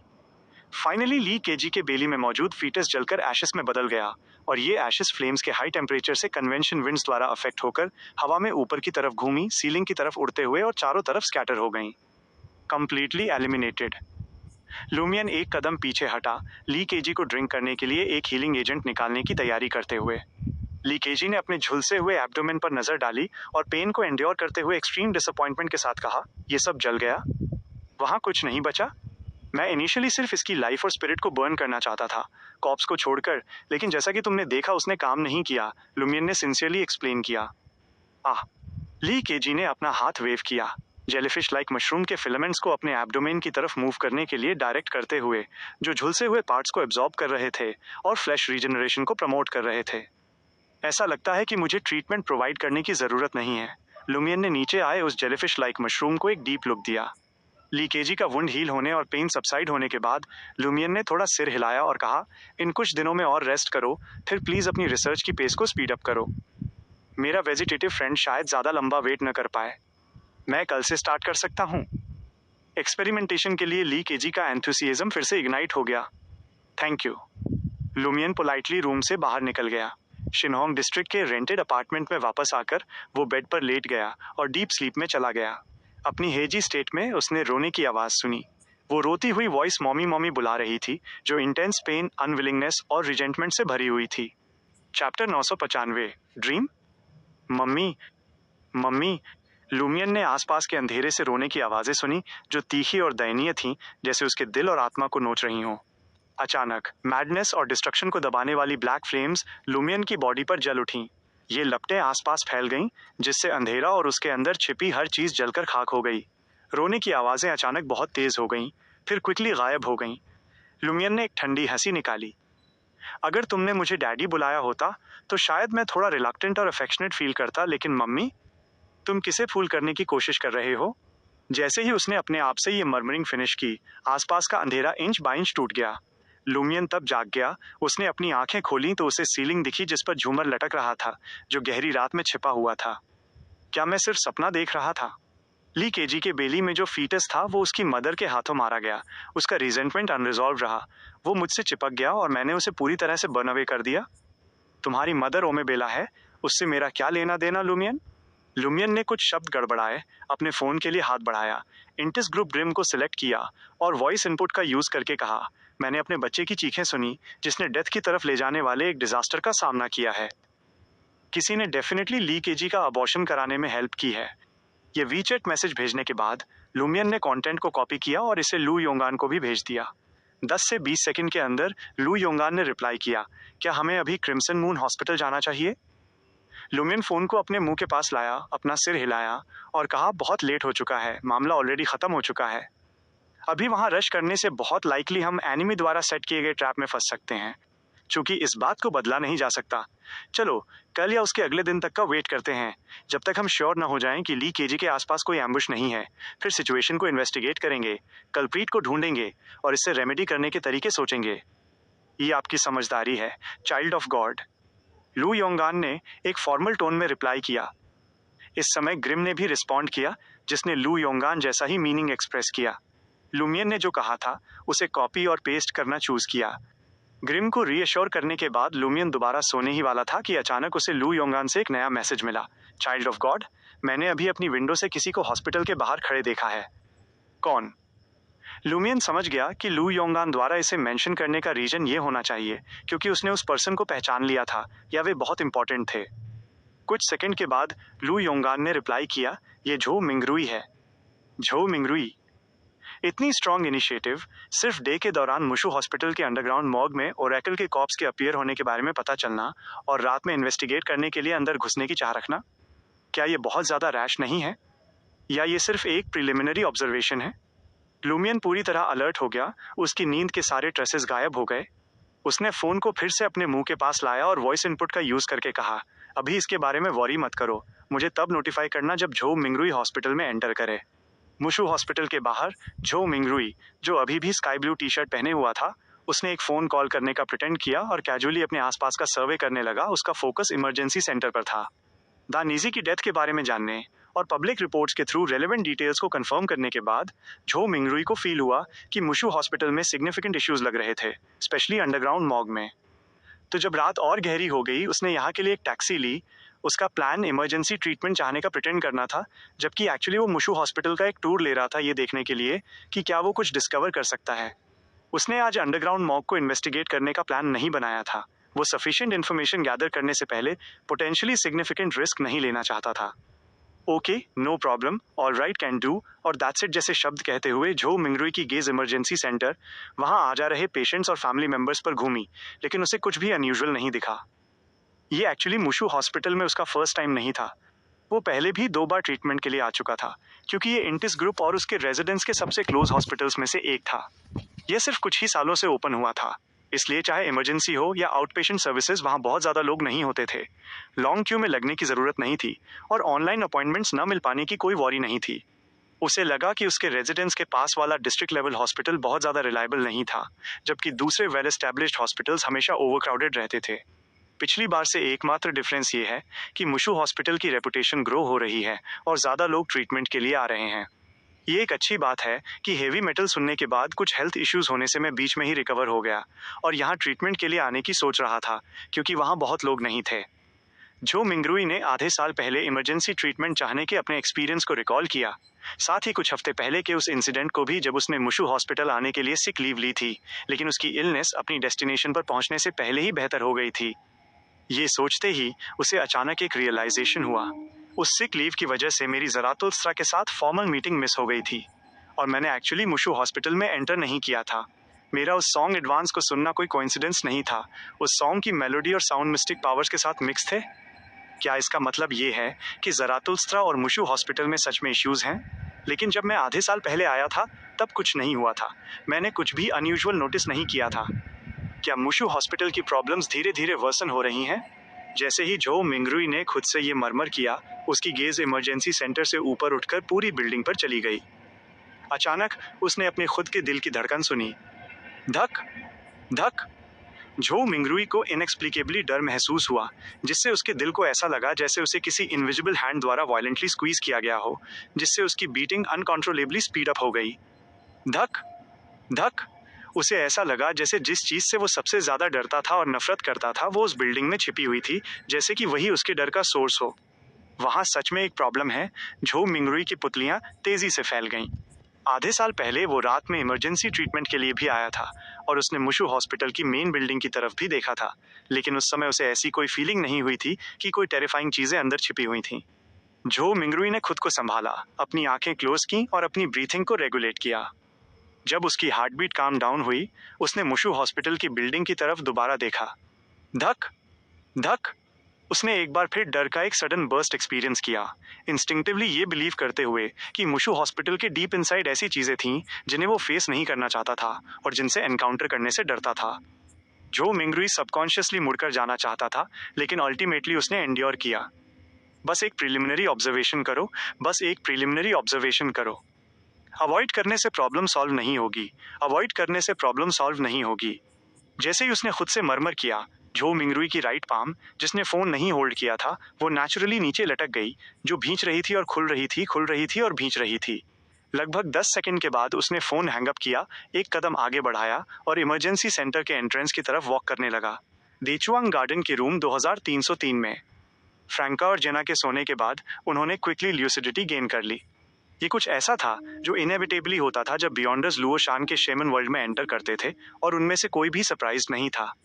लेकिन अगले ही सेकंड जो उनकी आंखों के सामने आया वो कोई फ्रोजन स्टॉर्म, भटकते हुए एस्ट्रल प्रोजेक्शंस और सेमी ट्रांसपेरेंट बैरियर्स नहीं थे, बल्कि एक डिमली लिट कॉरिडोर था। कॉरिडोर की दीवारें वाइट पेंटेड थीं, जो डिम लाइट के नीचे एक स्लाइट ग्रीन टिंज दे रही थीं। ये कहाँ है? फ्रैंका ने एस्टोनिशमेंट में ब्लीट आउट किया। लुओ शान का शेमन वर्ल्ड कहाँ चला गया है? अपने सरप्राइज के बीच जेना ने एक पॉसिबिलिटी के बारे में सोचा। क्या लुओ शान के साथ कुछ हुआ हो सकता है? हुआंग जियाजिया और दूसरों के और ज्यादा फेक होने को कंफर्म करने की वजह से वो लुओ शान को इस फैक्ट का और ज्यादा सामना कराएगा कि ये एक ड्रीम था। लेकिन क्या एंथनी ने ये नहीं कहा था कि लुओ शान के इमोशंस कुछ हद तक स्टेबलाइज हो गए थे? क्या घर जाने के बाद उसने कोई शॉक एक्सपीरियंस किया? फ्रैंका ने कंफ्यूजन के साथ रिस्पॉन्ड किया। एनीवे, चलो पहले लुओ शान को ढूंढते हैं। ये कुछ चेंज के बाद का शेमन वर्ल्ड हो सकता है। जेना ने चारों तरफ देखा और सुनने पर कंसंट्रेट किया। यूजुअल से डिफरेंट सिचुएशन का सामना होने पर फ्रैंका ने इंस्टिंक्टिवली अपना हाथ अपने ट्रैवलर्स बैग में डाला, अपने बियॉन्डर आइटम्स बाहर निकालने की तैयारी करते हुए। अचानक वो रुक गई। नहीं, ये सही नहीं है। जीना को अपनी तरफ अपनी गेज टर्न करते हुए देखकर फ्रैंका ने एक सीरियस एक्सप्रेशन के साथ कहा, ट्रैवलर्स बैग अभी भी यहाँ है और इसके अंदर के आइटम्स भी अभी वही हैं। जेना की गेज इंस्टेंटली फ्रीज हो गई। वो समझ गई कि फ्रैंका का क्या मीनिंग था। केवल एस्ट्रल प्रोजेक्शंस ही मॉन्स्टर्स से फाइट करने के लिए लुओ शान के शेमन वर्ल्ड में एंटर कर सकते थे, और एस्ट्रल प्रोजेक्शंस ऑब्वियसली एक ट्रैवलर्स बैग और करस्पॉन्डिंग आइटम्स कैरी नहीं करेंगे। भले ही वे ऐसा करते, ये सिर्फ ड्रीम द्वारा कंज्योर की गई कोई चीज होती जिसमें कोई एक्चुअल एबिलिटी नहीं होती। ये लुओ शान का शेमन वर्ल्ड नहीं है। हम असल में किस चीज से एनकाउंटर कर चुके हैं? जेना ने अपनी आईब्रो सिकोड़ी। उसने कॉजिटेशन के थ्रू इस जगह को लीव करने की कोशिश की ताकि उसका एस्ट्रल प्रोजेक्शन उसकी बॉडी में रिटर्न कर सके, लेकिन इसका कोई इफेक्ट नहीं हुआ। हम किसी एक्सकर्शन पर आए एस्ट्रल प्रोजेक्शंस नहीं हैं जो लुओ शान के ड्रीम या शेमन वर्ल्ड में एंटर कर रहे हों। हमें डायरेक्टली इस जगह पर ट्रांसफर किया गया है। फ्रैंका ने अपना कंक्लूजन दिया। ये कैसे पॉसिबल है? मुझे बिल्कुल भी कुछ फील नहीं हुआ। जैसे ही उसने बोलना फिनिश किया, उसने अचानक आगे एक रूम से लुओ शान की वॉइस आते हुए सुनी, नहीं नहीं, मैं रिफ्यूज करती हूँ। कुछ सेकंड के बाद उस रूम का डोर ओपन हुआ और लुओ शान पाजामा पहने हुए बाहर भाग कर आई। लुओ शान ने फ्रैंका और जेना को देखा। वो अपने कदमों पर रुक गई और सरप्राइज में पूछा, तुम लोग भी यहाँ हो? फ्रैंका और जेना ने पहले अपने सिर झुकाए अपने खुद के कपड़ों को एग्जामिन किया, ये पाते हुए कि वे दोनों नाइट गाउन पहने हुए थीं। फिर फ्रैंका ने लुओ शान को एड्रेस किया, ये कहाँ है? हमें यहाँ क्यों नहीं होना चाहिए? ये मेरा सपना है। क्या मैंने तुम्हारे बारे में सपना देखा? लुओ शान बिविल्डर्ड और कंफ्यूज्ड लग रही थी। फ्रैंका और जेना ने एक दूसरे को देखा, फिर केयरफुली पूछा, तुमने किस चीज के बारे में सपना देखा? मैंने सपना देखा कि कोई मेरे कान में अजीब शब्द फुसफुसा रहा था, और मैंने कई फ्रैगमेंटेड सीन्स के सपने देखे। वहाँ एक बड़े बेली वाली प्रेग्नेंट वुमन थी। ऐसा लग रहा था जैसे उसके फेस पर का फ्लैश और एक आईबॉल नोच लिए गए हों, और उसके शोल्डर्स के दोनों साइड्स पर हेड लाइक लम्प्स ग्रो हो रहे हों। वहाँ एक मैन भी था जिसका दिल बाहर खोद दिया गया था, और इन्फेंट्स के रोने की आवाजें थीं। फाइनली मैंने इस कॉरिडोर का सपना देखा कि मैं एक रूम में थी और एक वॉइस ने मुझसे कहा। लुओ शान अचानक रुक गई क्योंकि उसने अपने ड्रीम को रिकॉल किया। तुमसे क्या कहा? जेना ने प्रेस किया। लुओ शान कुछ सेकंड के लिए हेसिटेट हुई और फिर बोली। उसने कहा कि ये जेन्युइन आर्टिकल के रूप में मैस्करेड करने बाहर वाले मुझ को रिप्लेस करने में मेरी हेल्प कर सकता है, ताकि भले ही ड्रीम शैटर हो जाए, मैं सच में जिंदा रह सकूं। मैं उसे एक्सेप्ट नहीं कर सकी। मैं कैसे किसी इनोसेंट पर्सन को हार्म कर सकती हूँ? लुओ शान के वर्ड सुनकर फ्रैंका और जेना की पुतलियां साइमल्टेनियसली फैल गईं। पहले वाली ने थूक निगला और पूछा, क्या तुम्हें ड्रीम की बिगिनिंग वाले वे अजीब शब्द याद हैं? लुओ शान ने रिकॉल करने की अपनी बेस्ट कोशिश की। ऐसा लगा जैसे वे थे ट्रूथ फेक बन सकता है, फॉल्सहुड ट्रू बन सकता है। The celestial worthy of heaven and earth for blessings. इस मोमेंट पर जेना और फ्रैंका दोनों जैसे स्टैचूज में बदल गईं। फ्रैंका अचानक जाग उठी और उसने एक गहरी वॉइस में कहा, क्विकली, चलो कंफर्म करते हैं कि ये जगह कहाँ है। क्या ये मेरा सपना नहीं है? लुओ शान ने सॉफ्टली कहा। क्या तुम अपने सपनों में यूजुअली इतनी ल्यूसिड होती हो? जेना ने आइडेंटिफिएबल साइंस की तलाश करते हुए रिटोरिकली पूछा। ये सच है। जैसे ही लुओ शान ने कंफ्यूजन में मर्मर किया, फ्रैंका और जेना ने साइमल्टेनियसली आगे की दीवार पर एक बुलेटिन बोर्ड डिस्कवर किया। वे दोनों आगे बढ़ीं, वहां रश करते हुए, और डिम लाइट की हेल्प से उन्होंने इमीडिएटली बुलेटिन बोर्ड के एक सर्टेन पार्ट पर बड़े कैरेक्टर्स देखे। Mushu hospital. Chapter 996, psychological trauma. Mushu hospital.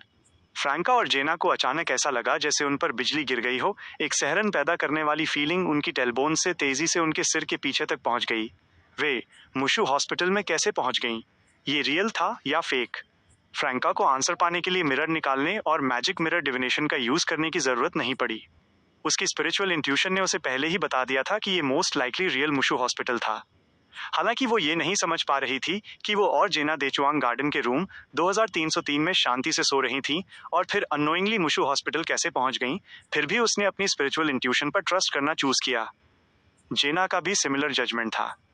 फ्रैंका के साथ एक नजर एक्सचेंज करने के बाद वो शांत खड़ी हो गई, अपनी आंखें क्लोज की और क्विकली एक पॉजिटिव स्टेट में एंटर कर गई, खुद को एक क्लिफ के एज पर खड़ा इमेजिन करते हुए। अपनी इमेजिनेशन में वो नीचे कूद गई, एक बॉटमलेस एबिस की तरफ जंप करते हुए। वो तेजी से गिरती गई, लेकिन वहां अंधेरे का कोई टूटना नहीं हुआ, किसी ड्रीम से चौंक कर जागना नहीं हुआ। जेना ने अपनी आंखें खोली और फ्रैंका की तरफ देखकर धीरे से अपना सिर हिलाया। उसका मीनिंग क्लियर था, यहाँ वे ड्रीम सिटी से एग्जिट नहीं कर सकती थी और रियल वर्ल्ड में रिटर्न नहीं हो सकती थी। हिस, क्या मुशु हॉस्पिटल के अबव ग्राउंड फ्लोर्स पर भी सिमिलर रेस्ट्रिक्शंस होंगी? ये मुशु हॉस्पिटल का अंडरग्राउंड एरिया हो सकता है। फ्रैंका के दिमाग में इंस्टेंटली एक नया स्पेकुलेशन आया। उसकी already highly tense mental state अपनी लिमिट के और करीब आ गई। क्या हुआ है? लुओ शान अभी भी बिविल्डर्ड दिख रही थी। लुओ शान का क्वेश्चन सुनकर फ्रैंका के दिमाग में सडनली थॉट्स की एक सीरीज आई। अभी अभी लुओ शान ने कहा था कि ये उसका ड्रीम था, लेकिन ये रियल मुशु हॉस्पिटल है, काफी पॉसिबली मुशु हॉस्पिटल का अंडरग्राउंड पार्ट। क्या उसका ड्रीम इस जगह से कनेक्ट हो गया जिससे एक सर्टेन रेंज के अंदर के बियॉन्डर्स यहाँ ट्रांसफर हो गए? ये क्यों कनेक्ट हो सका? ये हमें ट्रांसफर क्यों कर सका? वेट, हमारे प्रीवियस जजमेंट के अकॉर्डिंग ड्रीम सिटी का हर कैरेक्टर ड्रीम सबकॉन्शियस द्वारा उसके खुद के कॉग्निशन और सोशल रिलेशनशिप्स के बेसिस पर कंस्ट्रक्ट किया गया है। लुओ शान भी सेम है, और ड्रीम सबकॉन्शियस मिस्टर फूल के सबकॉन्शियस और सेलेस्टियल वर्दी के सबकॉन्शियस का एक ब्लेंड है। इन अदर वर्ड्स, लुओ शान ड्रीम सबकॉन्शियस के एक पार्ट के इक्विवेलेंट है, मिस्टर फूल के डिवाइडेड सबकॉन्शियस के एक डिवीजन के इक्विवेलेंट है। उसने इस शौक से साइकोलॉजिकल ट्रॉमा डेवलप किया कि करंट वर्ल्ड एक ड्रीम सिटी है, जो मिस्टर फूल के डिवाइडेड सबकॉन्शियस के एक पार्ट द्वारा साइकोलॉजिकल ट्रॉमा डेवलप करने के इक्विवेलेंट है, जबकि मुशु हॉस्पिटल का अंडरग्राउंड एरिया वो जगह है जहां मिस्टर फूल के साइकोलॉजिकल ट्रॉमा कन्वर्ज और मैनिफेस्ट होते हैं। ये सब कुछ एक साथ कनेक्ट करता है। मुशु हॉस्पिटल के अंडरग्राउंड एरिया में मैनिफेस्ट होने वाले साइकोलॉजिकल ट्रॉमा न सिर्फ मिस्टर फूल के होने चाहिए, बल्कि उनमें सेलेस्टियल वर्दी के ट्रॉमा भी इंक्लूड होने चाहिए। ज्यादा एक्यूरेटली कहें तो वे ड्रीम सबकॉन्शियस से आते हैं, जो मिस्टर फूल और सेलेस्टियल वर्दी के सबकॉन्शियस को ब्लेंड करके फॉर्म हुआ है। माय गॉड, क्या हम बाद में सेलेस्टियल वर्दी के साइकोलॉजिकल ट्रॉमा से भी एनकाउंटर करेंगे? हाउएवर, इसका एक गुड साइड भी है। अगर हम जान जाएं कि सेलेस्टियल वर्दी के साइकोलॉजिकल ट्रॉमा क्या है और जिंदा एस्केप कर सकें, तो हम सेलेस्टियल वर्दी को वीक करने के तरीके डिड्यूस कर सकते हैं। प्योरली मिस्टिक सिमिलैरिटीज और क्लोज मिस्टिक कनेक्शन होना लुओ शान के लिए फ्रैंका और जेना को मुशु हॉस्पिटल के अंडरग्राउंड एरिया में हवा से गायब करके लाने के लिए इनफ नहीं है। वहां पुश करने के लिए, यूटिलाइज करने के लिए एक फोर्स की जरूरत है। पहले लुओ शान ने सुना था, ट्रुथ फेक बन सकता है, फॉल्सहुड ट्रू बन सकता है। The celestial worthy of heaven and earth for blessings. ये इंडिकेट करता है कि उसे एक्चुअली किसी फैक्शन द्वारा टारगेट किया गया है, प्रॉब्लम आइडेंटिफाई हो चुकी है, लेकिन वो फैक्शन एक्शन लेने से पहले फिश करना चाहता था या किसी अपॉर्चुनिटी का वेट करना चाहता था। ज़रातुस्त्रा का ग्रुप? नहीं, अगर वे होते तो ज़रातुस्त्रा ने झो मिंगरुई को हॉट पॉट रेस्टोरेंट में खाने के लिए इन्वाइट किए जाने की पॉसिबिलिटी के अगेंस्ट एब्सोल्युटली गार्ड किया होता। जैसे ही फ्रैंका के माइंड में थॉट्स फ्लैश हुए, उसने डीप थिंकिंग और एनालिसिस में टाइम वेस्ट करने की हिम्मत नहीं की। उसने केयरफुली अपने वर्ड्स चूज किए और लुओ शान से कहा, ये मुशु हॉस्पिटल का अंडरग्राउंड पार्ट हो सकता है, और ये कोई ऐसी चीज नहीं है जिसे तुमने ड्रीम अप किया है, ये रियल है। लुओ शान के आगे क्वेश्चंस पूछने का वेट किए बिना फ्रैंका ने अपने रिसेंट स्पेकुलेशन के बेसिस पर एक रीजन बनाया।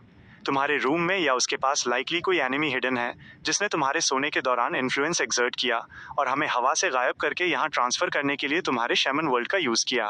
लुओ शान ने पलकें झपकाईं और कहा, नो वंडर, पहले ये मेरे यूजुअल ड्रीम्स जैसा था, लेकिन फिर मैं ज्यादा और ज्यादा ल्यूसिड होती गई। हमें मुशु हॉस्पिटल के अंडरग्राउंड में क्यों लाएं? क्या यहाँ कोई बड़ी प्रॉब्लम है? जैसे ही दोनों ने कन्वर्सेशन किया, जेना ने अपने ट्रैवलर्स बैग में सर्च किया। वो ओरिजिनली हेल्प के लिए कॉल करने या लूमियन से कांटेक्ट करने के लिए एक फ़ोन कॉल करना या वीचैट मैसेज भेजना चाहती थी, लेकिन उसने और फ्रैंका ने सोने से पहले अपने फ़ोन अपने पिलो के पास रख दिए थे, उन्हें टाइटली होल्ड नहीं किया था या अपने पर्सन पर कैरी नहीं कर रही थीं। देयरफॉर वे दोनों करंटली फ़ोनलेस थीं। जेना ने सिर्फ एक यूज़ बची हुई आइस मिरर चार्म निकाली और उसे अपनी पाम में होल्ड किया।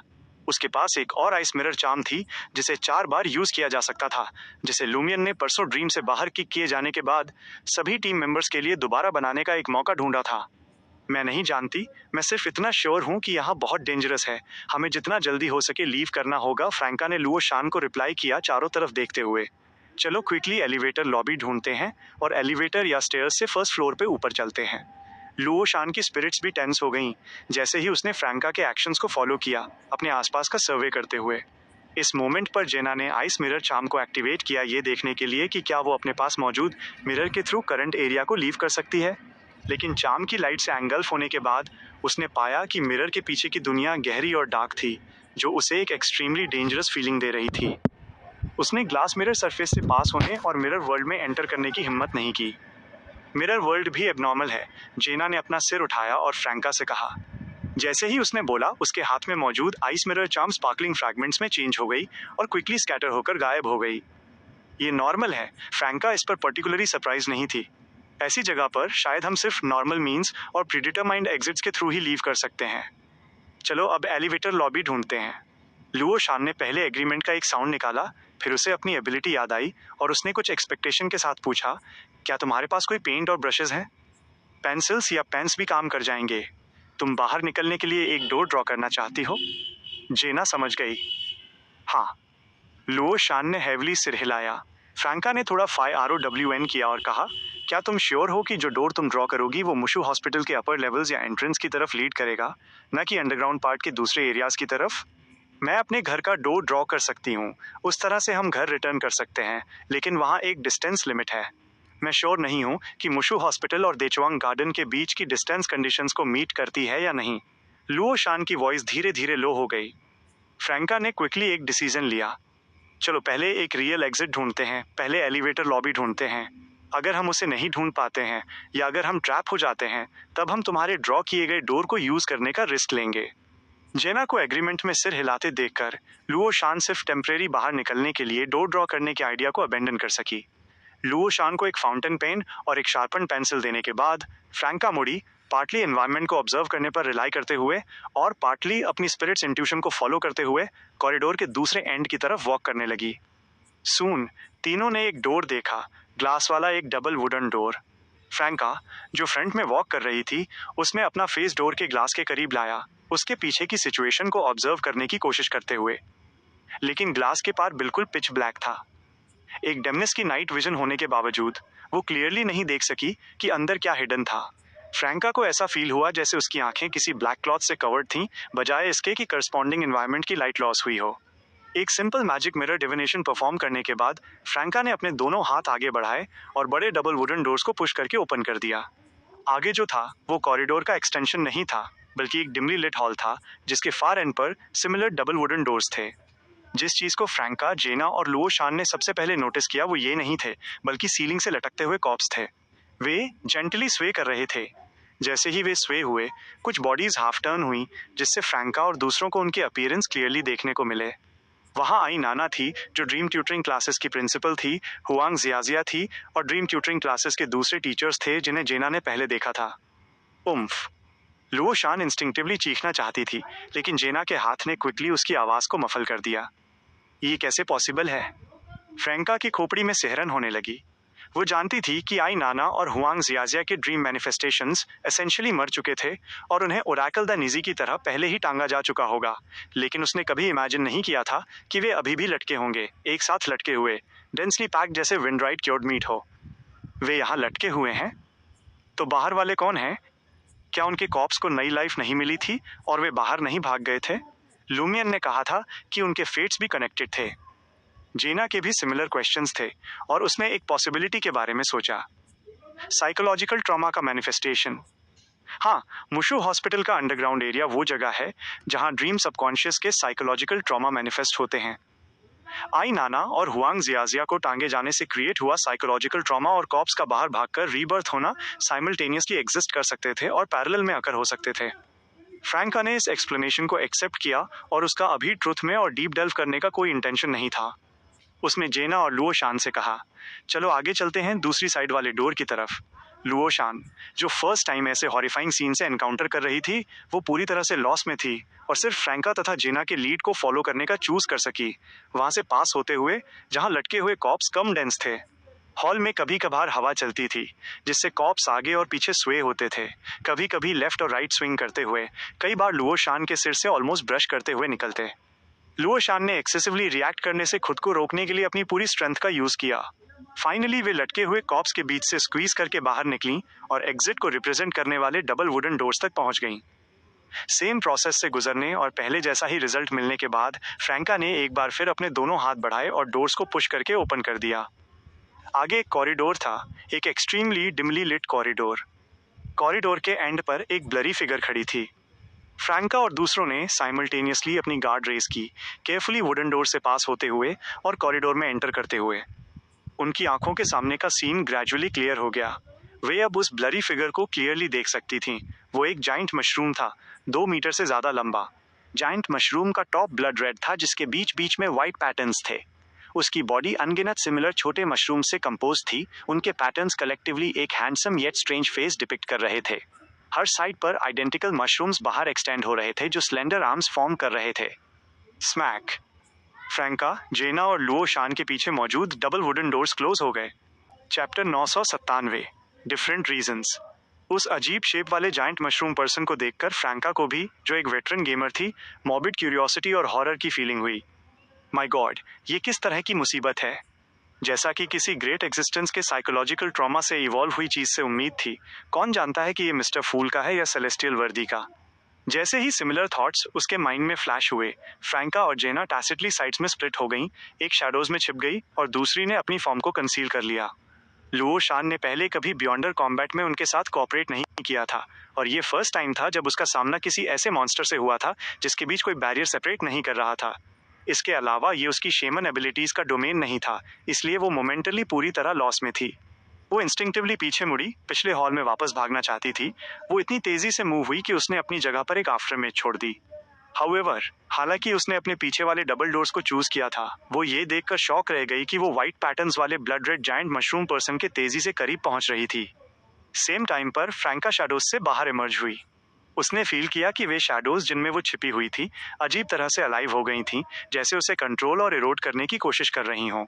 अगले ही सेकंड उसने और लुओ शान ने देखा कि जायंट मशरूम पर्सन अचानक स्वेल हुआ और बड़ा हो गया और उसकी हैंड में पेल ब्लू फ्लेम्स के साथ बर्न होने वाली एक जायंट लावा स्वॉर्ड कोइलस हो रही थी।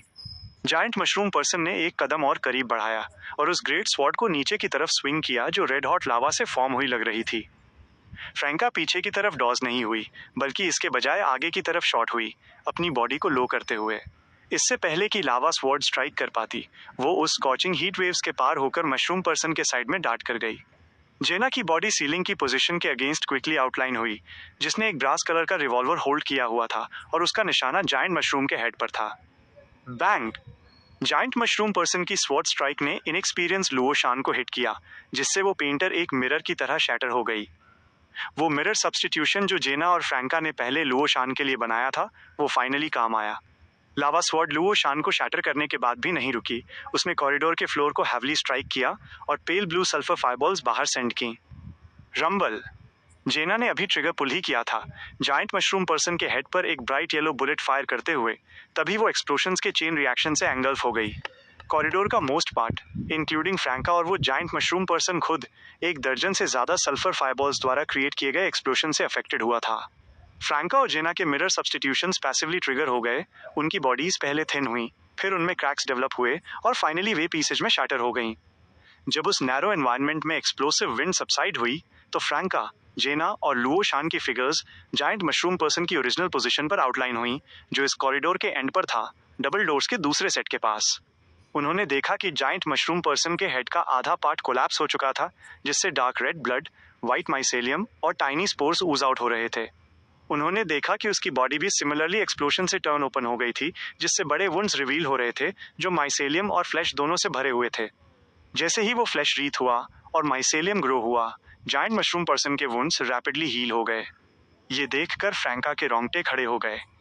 वो पीछे मुड़ी, डोर को पुश करके ओपन किया और इस कॉरिडोर से बाहर रश कर गई।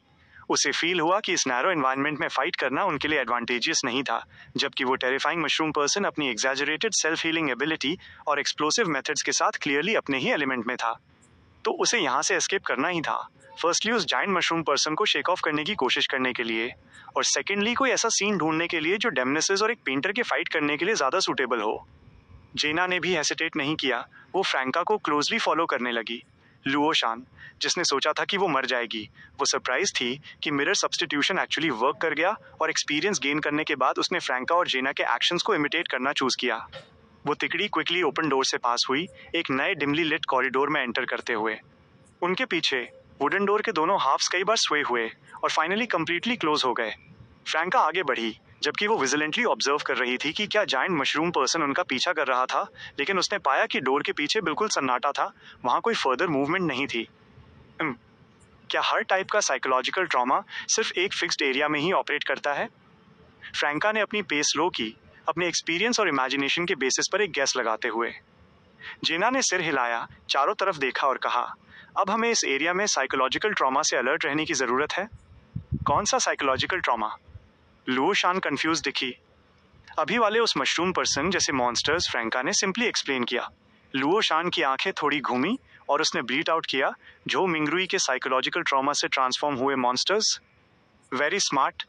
फ्रैंका ने एक मोमेंट के लिए पॉन्डर किया और कहा, इसमें ईविल फोर्सेस के साइकोलॉजिकल ट्रॉमा भी इंक्लूड हैं। लुओ शान 2 सेकंड के लिए साइलेंट रही। वो कुछ और बोलने ही वाली थी कि अचानक उसे खांसी आने लगी। खांसी खांसी खांसी। वो रुकी और बोली, मुझे ऐसा क्यों फील हो रहा है जैसे मैं अचानक बीमार पड़ गई हूँ। डिसीज? क्या वो मशरूम पर्सन मिस्टिक पैथोजेंस भी क्रिएट कर सकता है? जेना और मैं दोनों डेमनेस ऑफ एफ्लिक्शन है जिनके पास डिसीज एबिलिटीज के अगेंस्ट कुछ रेजिस्टेंस है। ब्रीफ कांटेक्ट हमें इन्फेक्ट नहीं करेगा, लेकिन लुओ शान रेजिस्ट नहीं कर सकती जिससे सिम्टम्स शो हो रहे हैं। सिम्टम्स बहुत क्विकली अपीयर हुए। यह सीक्वेंस 7 के लेवल पर नहीं है। जो मिंगरुई के स्टिमुलेट होने के बाद क्या ड्रीम सिटी का पावर लेवल चेंज हो गया, जो मुशु हॉस्पिटल के अंडरग्राउंड पार्ट से स्टार्ट हो रहा है, जिसका आउटसाइड वर्ल्ड में अभी तक कोई करस्पॉन्डिंग मैनिफेस्टेशन नहीं है। जेना वैगली रीजन समझ गई और उसने अपने ट्रैवलर्स बैग से हीलिंग एजेंट की एक बॉटल निकाली। उसने लुओ शान को ट्रीटमेंट प्रोवाइड करने की जल्दी नहीं की, बल्कि पॉन्डर किया और पूछा, क्या तुम अपने लिए कोई इफेक्टिव मेडिसिन ड्रॉ कर सकती हो? भले ही ड्रॉ की गई मेडिसिन की एक लिमिटेड ड्यूरेशन होती, वो सच में डिसीजेस को क्योर कर सकती थी। जब तक कि इफेक्ट वोर ऑफ होने से पहले सारे मिस्टिक पैथोजेंस एलिमिनेट हो जाते, ये वर्क करता। इस समय फ्रैंका भी रीजन फिगर आउट कर चुकी थी और मरमर करने लगी, वो मशरूम पर्सन बहुत टेरिफाइंग है। ये एग्जैक्टली किस तरह का मॉन्स्टर है? लुओ शान को ऑलरेडी फील हो रहा था कि उसका फोरहेड बर्न हो रहा है। उसने अपना सिर हिलाया और कहा, मैं एग्जैक्टली नहीं जानती कि ये कौन सी डिसीज है, ना ही मैं जानती हूँ कि इसे क्योर करने के लिए कौन सी माइनस पे ए की मात्रा, डस पे छोटी ई की मात्रा, साइन एंड ड्रॉ करनी है। तो इसे ड्रिंक करो। जेना ने लुओ शान को हीलिंग एजेंट हैंड ओवर किया। वह और फ्रैंका हमेशा अपने पास हीलिंग एजेंट की 2 बॉटल्स होने का स्टेट मेंटेन रखती थीं, जिसमें पहले से कंज्यूम की गई बॉटल्स या तो लूमियन से आती थीं या उसके द्वारा रिप्लेनिश की जाती थीं। सब्स्टिट्यूट की डेथ एक्सपीरियंस करने के बाद लुओ शान अब फ्रैंका और जेना पर पूरी तरह ट्रस्ट करती थी। उसने हीलिंग एजेंट लिया, इमीडिएटली कैप अनस्क्रू की और उसे गल्प कर गई। सिर्फ लगभग 10 सेकंड में उसने पलकें झपकाईं और कहा, मुझे लगता है कि मैं अब ठीक हूँ, इलनेस जा चुकी है। ये सच में अमेजिंग है। तुम्हारी ड्रॉ करने की एबिलिटी भी अमेजिंग है, फ्रैंका ने हम्बली कहा, करंट कॉरिडोर के एंड की तरफ पॉइंट करते हुए। चलो आगे बढ़ना कंटिन्यू रखते हैं। हमें एलिवेटर लॉबी क्विकली ढूंढनी होगी, अदरवाइज कौन जानता है कि हम किससे एनकाउंटर करेंगे। वो अभी भी उस जायंट मशरूम पर्सन से शेकन थी। जेना और लुओ शान ने भी सेम फील किया, फ्रैंका के पीछे फॉलो करने के लिए अपनी पेस को क्विक करते हुए। उन्होंने अभी सिर्फ 2 या 3 कदम ही लिए थे कि कॉरिडोर के एंड पर मौजूद डबल डोर्स अचानक स्विंग ओपन हो गए। फ्रैंका और जेना ने रिफ्लेक्सिवली इनविजिबिलिटी का यूज किया, फिर कंसिडर करने लगी कि लुओ शान को कैसे छिपाने में हेल्प की जाए। लुओ शान कुछ हद तक करंट सिचुएशन के लिए अडेप्ट हो चुकी थी। एक पेंसिल का यूज करके उसने सिर्फ 2 सेकंड में साइड वॉल पर एक डोर का simple, inconspicuous, child like doodle quickly draw कर दिया। इस डोर पर कोई मार्किंग्स नहीं थी और ये कहीं लीड नहीं करता था। लुओ शान ने अपनी पाम को हैंडल पर प्लेस किया और उसे शार्पली पीछे की तरफ यांक किया। वो डोर जो अभी वॉल पर ड्रॉ किया गया था मिराकुलसली ओपन हो गया, जिससे रूम 2303 के बाथरूम के साइज का एक डार्क एरिया रिवील हुआ। लुओ शान अंदर छिप गई, फिर उसने पेपर थिन डोर को केयरफुली क्लोज कर दिया।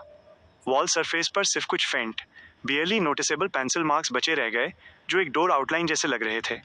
इस समय तक कॉरिडोर के एंड पर मौजूद डबल डोर्स पूरी तरह ओपन हो चुके थे और लाइट ब्लू क्लोथिंग और एक व्हाइट मास्क पहने हुए एक ऑर्डरली धीरे धीरे करंट एरिया में एंटर हुआ, जो एक ट्रांसफर बेड पुश कर रहा था। फ्रैंका ने अपनी सांस रोकी और अपनी गेज उस ऑर्डरली और ट्रांसफर बेड की तरफ टर्न की। उसने देखा कि उस ऑर्डरली की आंखें एम्प्टी और वुडन दोनों थीं, फिर भी ऐसा लग रहा था जैसे वे डीप मैलिस छिपा रही हों। उसने देखा कि ट्रांसफर बेड का सरफेस एक थिन ब्लैंकेट से कवर्ड था, लेकिन उस पर कोई पेशेंट या कॉप्स सो नहीं रहा था। जिस चीज ने फ्रैंका की गर्दन के पीछे वाले हिस्से को ठंडा कर दिया वो ये थी कि वो थिन ब्लैंकेट एक बल्जिंग स्टेट में अपीयर हो रहा था, फिर भी उसके नीचे क्लियरली कुछ नहीं था। किसी इनविजिबल ऑब्जेक्ट को कवर कर रहा है। फ्रैंका और जेना ने अपनी पीठ साइड वॉल के अगेंस्ट टाइटली प्रेस की, खुद को और उस ऑर्डरली तथा ट्रांसफर बेड के बीच की डिस्टेंस को इंक्रीज करने की कड़ी कोशिश करते हुए। फ्लोर के क्रैक्स पर रोल होते व्हील्स के साउंड के बीच ऑर्डरली ने एक स्लो स्टिफ पोस्चर मेंटेन रखा, ट्रांसफर बेड को फ्रैंका और जेना के पास से पुश करते हुए उन डबल डोर्स की तरफ जो जायंट मशरूम पर्सन वाले कॉरिडोर की तरफ लीड कर रहे थे। केवल जब इस ट्रांसफर बेड ने डोर्स को पुश करके ओपन कर दिया, धीरे से करंट एरिया को लीव किया और उनकी साइड से गायब हो गया, तब फ्रैंका और जेना ने अपनी इनविजिबिलिटी एंड की और कॉरिडोर के मिडल में रिटर्न हुई। लुओ शान ने भी वॉल पर मौजूद डोर को ओपन किया और निम्बली बाहर जंप किया। वो कैजुअली डोर क्लोज करना नहीं भूली। तुम्हें कैसे पता चला कि बाहर आना सेफ था? जेना ने पूछा, जो डोर पर नॉक करने ही वाली थी। लुओ शान ने अपने हाथ में मौजूद पेंसिल रेज की और एक स्माइल के साथ कहा, मैंने अंदर एक पीप होल ड्रॉ किया था। चलो एलिवेटर लॉबी के लिए लुक करना कंटिन्यू रखते हैं।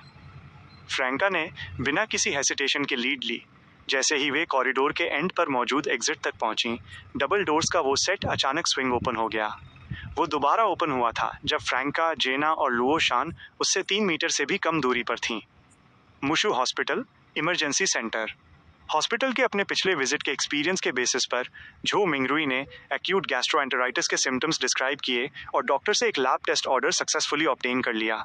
उसने ये ऑर्डर लिया और राइट पैसेजवे में टर्न हो गया, इमरजेंसी ब्लड ड्रॉइंग एरिया की तरफ बढ़ते हुए।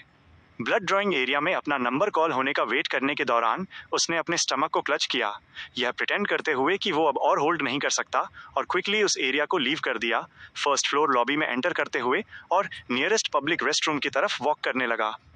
इस प्रोसेस के दौरान उसने नेचुरली चारों तरफ देखा, ये देखने के लिए कि क्या वो कोई और डिटेल्स ढूंढ सकता है। उसने पहले इमरजेंसी सेंटर में कुछ भी डिस्कवर नहीं किया था।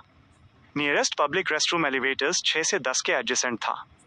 डिम लाइट में झो मिंगरुई क्विकली सर्किल करके एलिवेटर लॉबी तक गया। उसने अप और डाउन दोनों बटन साइमल्टेनियसली प्रेस किए, एलिवेटर्स के ऑपरेशन को ऑब्जर्व करते हुए। सून 2 एलिवेटर्स फर्स्ट फ्लोर पर अराइव हुए, उनके डोर्स ऑलमोस्ट साइमल्टेनियसली ओपन हुए। झो मिंगरुई ने लेफ्ट और राइट नजर डाली। ऊपर जाने वाले एलिवेटर के बारे में उसे कुछ अनयूजुअल नहीं लगा, लेकिन नीचे जाने वाले एलिवेटर ने उसे हेल की तरफ लीड करने जैसी डर के सोर्स की तरफ ले जाने वाली फीलिंग दी। क्या मुशु हॉस्पिटल की प्रॉब्लम अंडरग्राउंड है? झो मिंगरुई ने साइलेंटली अपने आप से म्यूज किया। Chapter 998 tremor. झो मिंगरुई नीचे जाने वाले एलिवेटर को तब तक घूरता रहा जब तक उसके डोर्स क्लोज नहीं हो गए। उसने अपने अंदर के अर्ज को सप्रेस किया और मुशु हॉस्पिटल के अंडरग्राउंड एरिया को एक्सप्लोर करने के लिए अभी एलिवेटर न लेने का डिसीजन लिया। उसे और ज़्यादा इंटेलिजेंस की ज़रूरत थी। झो मिंगरुई ने अपनी गेज हटाई और एलिवेटर लॉबी के एग्जिट की तरफ वॉक करने लगा। उसका इंटेंशन पास के पब्लिक रेस्टरूम में जाने का था, जैसा कि उसने पहले प्रिटेंड किया था। अचानक उसने साइड में एक कॉर्नर की तरफ देखा, जैसे वहां अंधेरे में कोई चीज़ हिडन हो। झो मिंगरुई ने कुछ देर तक घूरा, लेकिन उसे कुछ भी अनयूजुअल नहीं मिला।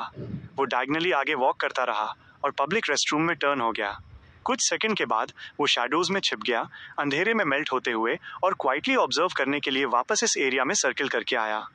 लगभग 5 मिनट तक पेशेंटली वेट करने और ये कंफर्म करने के बाद कि करस्पॉन्डिंग कॉर्नर में कोई पोटेंशियल ऑब्जर्वर्स नहीं थे, वो पब्लिक रेस्टरूम में रिटर्न हुआ, ये अपीयरेंस फील करते हुए कि उसने अभी अभी अपना बिजनेस फिनिश किया है, और धीरे धीरे इमरजेंसी ब्लड ड्रॉइंग एरिया की तरफ बाहर वॉक करने लगा।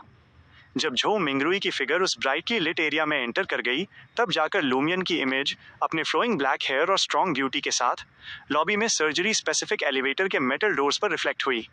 उसने एक light grey T shirt, black water से थोड़ी लाइट जैकेट और ऑफ वाइट ट्राउजर्स पहने हुए थे, जो उसकी हाइट की वजह से थोड़े छोटे थे, जिससे उसके सॉक्स के एजेस रिवील हो रहे थे। स्ट्रॉन्ग स्पिरिचुअलिटी, कीन इंट्यूशन, ये सिर्फ एक सीक्वेंस 9 असैसिन जैसा नहीं लगता। लुमियन ने सॉफ्टली आह भरी।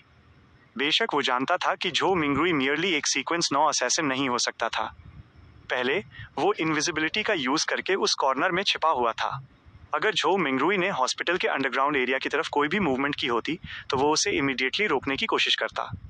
कौन जानता था, वो झो मिंगरुई द्वारा ऑलमोस्ट डिस्कवर ही कर लिया गया था। फॉर्चुनेटली वो सिर्फ एक हंटर और एक डेमनेस नहीं था। एक ब्लिंक के साथ उसने अपनी पोजीशन ट्रांसफर की और एलिवेटर डोर्स द्वारा फॉर्म की गई मेटल मिरर सरफेस के अंदर पूरी तरह छिप गया। लुमियन एलिवेटर से बाहर निकला और उस लार्जली अनलिट लॉबी के सहारे इमरजेंसी सेंटर को स्टीलली अप्रोच करने ही वाला था, जब अचानक उसे अपने पैरों के नीचे एक वाइब्रेशन फील हुआ। ये एक सटल अर्थक्वेक जैसा था, या जैसे अंडरग्राउंड कोई नॉट टू वायलेंट एक्सप्लोशन हुआ हो। लुमियन रुक गया, उसने अपना सिर झुकाया और स्टोन टाइल वाले फ्लोर को घूरने लगा। क्या अंडरग्राउंड एरिया में कुछ चेंज हुआ है?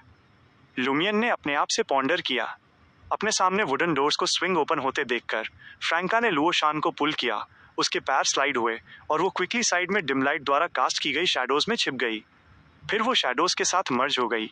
लुओ शान को अपने पीछे वॉल के अगेंस्ट प्रेस होने दिया और बेहतर कवर प्रोवाइड करने के लिए खुद को एक शैडो के रूप में यूज किया। मीनवाइल जेना ने इनविजिबिलिटी यूज की। पलक झपकते ही, इससे पहले कि वुडन डोर्स पूरी तरह ओपन होते, तीनों अपना कंसीलमेंट कंप्लीट कर चुकी थीं। इस बार ये फिर से लाइट ब्लू क्लोथिंग और वाइट मास्क पहने एक ऑर्डरली था, जो एक ट्रांसफर बेड अंदर पुश कर रहा था। पर पहले से डिफरेंट, इस बार ट्रांसफर बेड पर एक थिन ब्लैंकेट से कवर्ड एक पेशेंट लेटी हुई थी। वह पेशेंट अपने 20s में थी, जिसने एक लूज ब्लू और वाइट चेकर्ड हॉस्पिटल गाउन पहना हुआ था। उसके गोल्डन लॉन्ग हेयर डोसाइली दोनों साइड्स पर फैले हुए थे। उसका फोरहेड न तो चौड़ा था और न ही नैरो, स्मूथ और ब्यूटीफुल था। उसकी आंखें जेड ग्रीन थीं। उसका डिमीनर मेलनकॉलिक और सरीन था। उसके बारे में सबसे नोटिसेबल चीज उसका एब्डोमेन था, जो ग्रेटली स्वेल था और ऐसा लग रहा था जैसे वो 7 मंथ से ज्यादा की प्रेग्नेंट हो। एक पेशेंट को पुश करना। अंडरग्राउंड एरिया में तो कोई वार्ड्स या एग्जामिनेशन रूम्स नहीं है। फ्रैंका ने अंदर ही अंदर पॉन्डर किया। बेशक वो जानती थी कि एक ऐसी जगह पर जहां ड्रीम सबकॉन्शियस का साइकोलॉजिकल ट्रॉमा और मदर ट्री ऑफ डिजायर का एबिसल सिंबल मर्ज हो चुके थे, वहां रैशनैलिटी एक स्केयर्स एलिमेंट था। ट्रांसफर बेड पर लेटी वो फॉरेन प्रेग्नेंट वुमन काफी हद तक मिस्टर फूल या उस सेलेस्टियल वर्दी का एक साइकोलॉजिकल ट्रॉमा हो सकती थी। फ्रैंका के पीछे शील्डेड लुओ शान ने उस फॉरेन प्रेग्नेंट वुमन को केवल तब देखा जब ट्रांसफर बेड उनके हिडिंग स्पॉट से पास हो गया। उसकी गेज अचानक फ्रीज हो गई। वो वही वुमन थी जिसे उसने अभी अभी अपने ड्रीम में देखा था। हालांकि उस समय उसकी एक आंख नोच ली गई थी, जो सॉकेट के पास लटक रही थी। उसका फेस बहुत डीप फ्लैशलेस वुंड से कवर्ड था और दोनों शोल्डर्स से head sized bloody tumours grow हो रहे थे। फिर भी लुओ शान ने उसे एक नजर में पहचान लिया। लुओ शान ने अपना लिप बाइट किया, खुद को सरप्राइज का कोई भी साउंड निकालने नहीं दिया। ठीक तभी ट्रांसफर बेड पर मौजूद प्रेग्नेंट वुमन के हाईली स्वेल बेली से एक इन्फेंट के रोने की आवाज आई। वाह! फ्रैंका के रोंगटे इंस्टेंटली खड़े हो गए। जब तुम्हारा अभी बर्थ भी नहीं हुआ है तो तुम भला क्यों रो रही हो? इस चीख ने फ्रैंका, जेना और लुओ शान में छुपे डर को साइमल्टेनियसली एक्सप्लोड कर दिया, जिससे अनकंट्रोलेबली उनसे कुछ एक्स्ट्रा मूवमेंट्स हो गए। फ्रैंका कॉन्स्टेंटली शैडोज से बाहर इमर्ज हो गई और जेना अब अपनी इनविजिबिलिटी स्टेट को मेंटेन नहीं रख सकी। एक फ्लैश में एम्प्टी और वुडन आइज वाले ऑर्डरली ने जेना की तरफ देखने के लिए अपना सिर घुमाया और ट्रांसफर बेड पर लेटी वो फॉरेन प्रेग्नेंट वुमन भी उठकर बैठ गई, जो फ्रैंका और लुओ शान की तरफ देख रही थी। चलो इसे खत्म करते हैं। फ्रैंका ने अपने दांत भींचे और अपनी फॉर्म को कंसील कर लिया। उसका आइडिया टेम्परेरी ऑर्डरली और उस फॉरेन प्रेग्नेंट वुमन को रिपेल करने का था, फिर ओपन डबल डोर्स के थ्रू अगले एरिया में एस्केप करने की अपॉर्चुनिटी सीज करने का था। उनके प्रीवियस एक्सपीरियंस के बेसिस पर करंट एरिया के मॉन्स्टर्स अपनी खुद की टेरिटरी लीव नहीं करेंगे। अगले ही सेकंड ऑर्डरली की आंखों का व्हाइट पार्ट और ज्यादा प्रोनाउंस्ड हो गया। उसकी बॉडी से एक कोल्ड ऑरा एमिनेट होने लगा जैसे ही उसने जेना की तरफ एक बड़ा कदम बढ़ाया। जेना एक बार फिर वैनिश हो गई, जिससे ऑर्डरली का हाथ सिर्फ एम्प्टी एयर को ग्रास्प कर पाया। इमीडिएटली बाद उसकी फिगर क्विकली ऑर्डरली के पीछे आउटलाइन हुई, जिसने अपने हाथ में मौजूद शार्प डैगर को ऑर्डरली की बैक की तरफ थ्रस्ट किया। पफ्ड। उसका डैगर मेटल और आयरन वुड को स्ट्राइक करने जैसा लगा, जो सिर्फ कपड़ों को पियर्स कर पाया और स्किन को पेनिट्रेट करने में अनेबल रहा। जेना शॉक नहीं हुई। उसने डैगर के सरफेस पर क्वाइट वाइल्ड डेमनेस ब्लैक फ्लेम को अपीयर होने दिया, जो क्विकली ऑर्डरली की बॉडी के अंदर इन्फ्यूज हो गई। एक वूश के साथ ऑर्डरली, जो इंक्रीजिंगली इनह्यूमन फील कर रहा था, वो अंदर से बाहर की तरफ डेमनेस ब्लैक फ्लेम्स में बर्स्ट हो गया। वो साइलेंटली विलाप करने लगा क्योंकि उसकी स्पिरिचुअलिटी और लाइफ रैपिडली फेड होने लगी थी।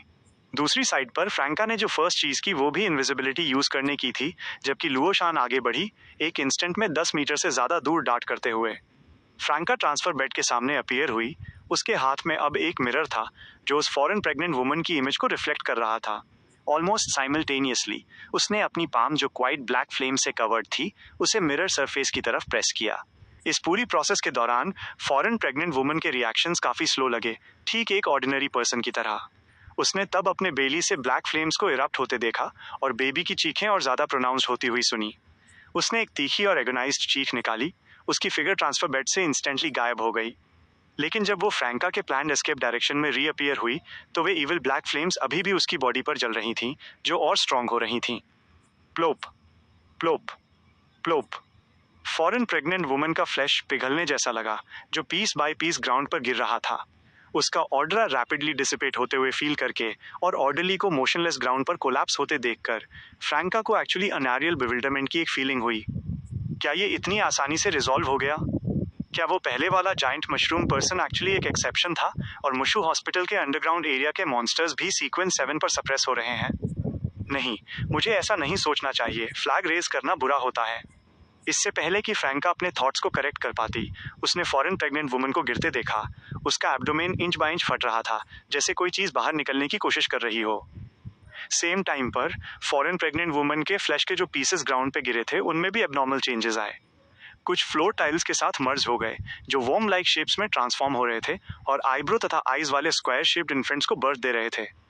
कुछ ने ट्रांसफर बेड को टच किया जिससे वो ब्लूइश मैकेनिकल बेड सरफेस अचानक बल्ज होने लगा और ह्यूमन हेड्स तथा लिम्स के लिए व्हील्स वाले एक के बाद दूसरे स्मॉल बेड स्प्राउट होने लगे। कुछ सीलिंग पर स्प्लैटर हो गए जिससे एनर्जी सेविंग लाइट्स अचानक ब्राइटन हो गईं, जो ह्यूमन बॉडीज और लाइट बल्ब हेड्स वाले दर्जनों चिल्ड्रन प्रोड्यूस कर रही थीं। फ्रैंका और जेना इंस्टेंटली मशरूम पर्सन की डायरेक्शन की तरफ 7 या 8 कदम पीछे हटी। ऐसा लगा जैसे वे स्टन रह गई हों। क्या ये किसी ग्रेट एक्सिस्टेंस का साइकोलॉजिकल ट्रॉमा है, जैसा कि किसी ग्रेट एक्सिस्टेंस के साइकोलॉजिकल ट्रॉमा से उम्मीद थी? यहाँ मत आओ, मैं बर्थ नहीं देना चाहती। अपने टेरर में फ्रैंका ने आयरन ब्लैक इनएविटेबल गन बाहर निकाल ली। उसने पाया कि वो फॉरेन प्रेग्नेंट वुमन अभी पूरी तरह मरी नहीं थी। वो अभी भी और फ्लैश प्रोड्यूस कर रही थी और फ्लैश के वे पीसेस छटपटा रहे थे, नए वोम्स या फादर्स की तलाश कर रहे थे, लगातार बर्थ दे रहे थे, लगातार रिप्रोड्यूस कर रहे थे। इसके अलावा फॉरेन प्रेग्नेंट वुमन का एब्डोमेन पूरी तरह फट चुका था और अंदर मौजूद फीटस बाहर क्रॉल करने ही वाला था। फ्रैंका ने खुद को काम डाउन करने के लिए फोर्स किया, फॉरेन प्रेग्नेंट वुमन के एब्डोमेन पर निशाना लगाया और ट्रिगर पुल कर दिया। बैंग! एक डिम ब्लू ग्रीन कलर एक्सूड करने वाली बुलेट बाहर शॉट हुई, जो अनगिनत ऑडली शेप्ड इन्फेंट्स के बीच से पास होते हुए एक्यूरेटली टारगेट को हिट कर गई और फॉरेन प्रेग्नेंट वुमन के एब्डोमेन के अंदर घुस गई। Certain death.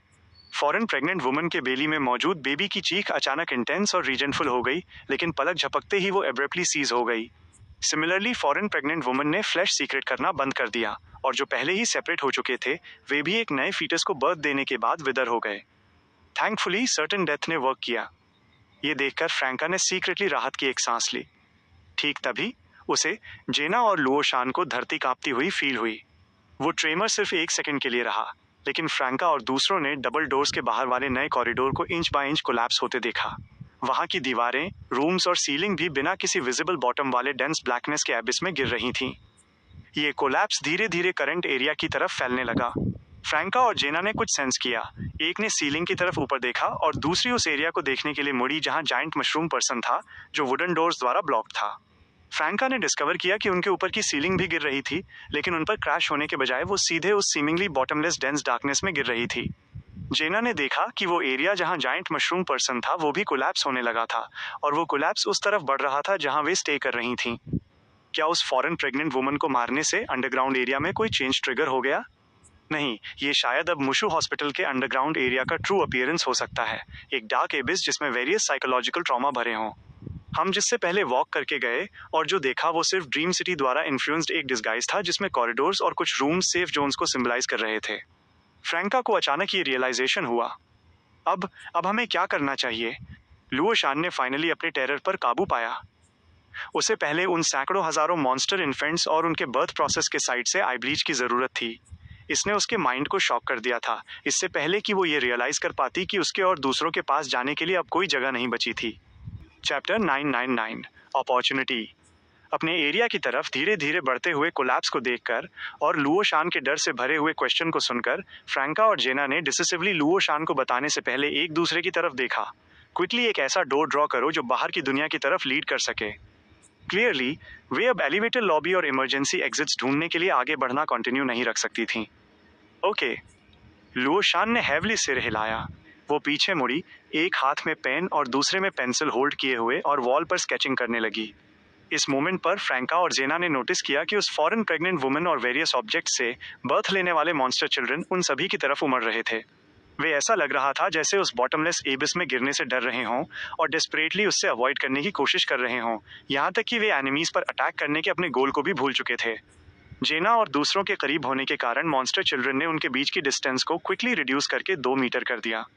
उनमें से कुछ की आंखों ने एक बार फिर फ्रैंका, जेना और लुओ शान की फिगर्स को रिफ्लेक्ट किया और उनके अंदर अटैक करने की डिजायर और ज्यादा वायलेंट होने लगी। ठीक तभी उनके सामने एक थिक आइस वॉल अपीयर हुई। एक हेमिस्फीयर के शेप में आइस की एक ट्रांसलूसेंट लेयर ने फ्रैंका और दूसरों को अंदर एंगल्फ कर लिया। यह डेमनेस ऑफ अफ्लिक्शन जेना द्वारा क्रिएट की गई थी। उन डेंसली पैक्ड मॉन्स्टर्स को देखकर, कुछ स्क्वायर शेप्ड, कुछ स्मॉल बेड्स जैसे, कुछ लाइट बल्ब शेप्ड हेड्स वाले, जो हेमिस्फीयर आइस वॉल के सरफेस पर क्रॉल कर रहे थे और इस बैरियर को ब्रेक थ्रू करने के वेरियस तरीके ट्राई कर रहे थे। फ्रैंका को फील हुआ कि क्लस्टर्ड ऑब्जेक्ट्स और ह्यूमनॉइड क्रिएचर्स का उसका डर साइमल्टेनियसली एक्सप्लोड होने की कगार पर था। उसने अपने चारों तरफ क्वाइट और सिनिस्टर डेमनेस ब्लैक फ्लेम्स कंडेंस की, उस मोमेंट का वेट करते हुए जब आइस वॉल की फर्स्ट लेयर शैटर होगी। सिर्फ 7 या 8 सेकंड में उस ब्यूटीफुल क्रिस्टलाइन आइस वॉल ने अनगिनत मॉन्स्टर चिल्ड्रन के अटैक के नीचे एक क्रिस्प शैटरिंग साउंड निकाला। ब्लैक फ्लेम्स क्विकली फ्रैंका और जेना के चारों तरफ से बाहर उड़ी, रैपिडली एक्सपेंड होते क्रैक्स से पास होते हुए और लगभग 20 मॉन्स्टर चिल्ड्रन को इग्नाइट कर दिया। वे चारों तरफ आग की लपटों में बर्स्ट हो गए, चिल्लाने लगे और जगह पर रोल करने लगे, जिससे उनके कई सिबलिंग्स का आगे बढ़ना ब्लॉक हो गया और वे उनके आसपास वालों को भी इग्नाइट करने लगे। इस अपॉर्चुनिटी को सीज करते हुए, इससे पहले कि हेमिस्फीयर आइस वॉल पूरी तरह कोलैप्स होती, फ्रैंका और जेना ने आइस वॉल की एक सेकेंड लेयर क्रिएट करने के लिए अपनी फोर्सेस ज्वाइन की, जो पिछली वाली से सिर्फ 10 सेंटीमीटर की दूरी पर थी। ये हो गया। लुओ शान की वॉइस गूंज उठी। मॉन्स्टर चिल्ड्रन की अप्रोच को डिले करना कंटिन्यू रखते हुए फ्रैंका और जेना ने एक्सपेक्टेंटली अपनी पेरिफेरल विजन से वॉल पर बने पैटर्न की तरफ देखा।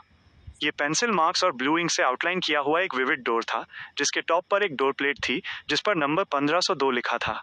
ये लुओ शान के घर का डोर था, जो फ्रैंका और जेना को याद था उससे ऑलमोस्ट आइडेंटिकल था सिवाय कलर डिफरेंस के। करंट वाला एक स्केच के ज्यादा करीब था। लुओ शान ने डोर लॉक के करस्पॉन्डिंग पोजीशन पर अपना थंब प्रेस किया, जिससे वॉल पर मौजूद उस फेक डोर से एक अनलॉकिंग साउंड इमिट हुआ। फिर वो हैंडल की तरफ मुड़ी और उसने उस डोर को पुश करके ओपन कर दिया, जो उसने अपने खुद के घर का ड्रॉ किया था। डोर के पीछे की लाइट डिम थी, जो रूम 1502 के सारे आइटम्स को आउटलाइन कर रही थी, लेकिन वे अनयूजुअली इल्यूजरी अपीयर हो रहे थे। जैसे ही वो इल्यूजन ग्रेजुअली रियलिटी में सॉलिडिफाई हुआ, लुओ शान की जॉयफुल गेज अचानक फ्रीज हो गई। उसने अपनी विंडोज को कोलैप्स होते देखा, अपनी बालकनी को कोलैप्स होते देखा। वे सभी डेंस डार्कनेस से भरे एक एबिस की तरफ गिर रहे थे। वो डोर जो लुओ शान ने ड्रॉ किया था और जो पैसेज उसने एस्टैब्लिश किया था, वो भी आसपास के एनवायरनमेंट की तरह इंच बाय इंच कोलैप्स हो गया।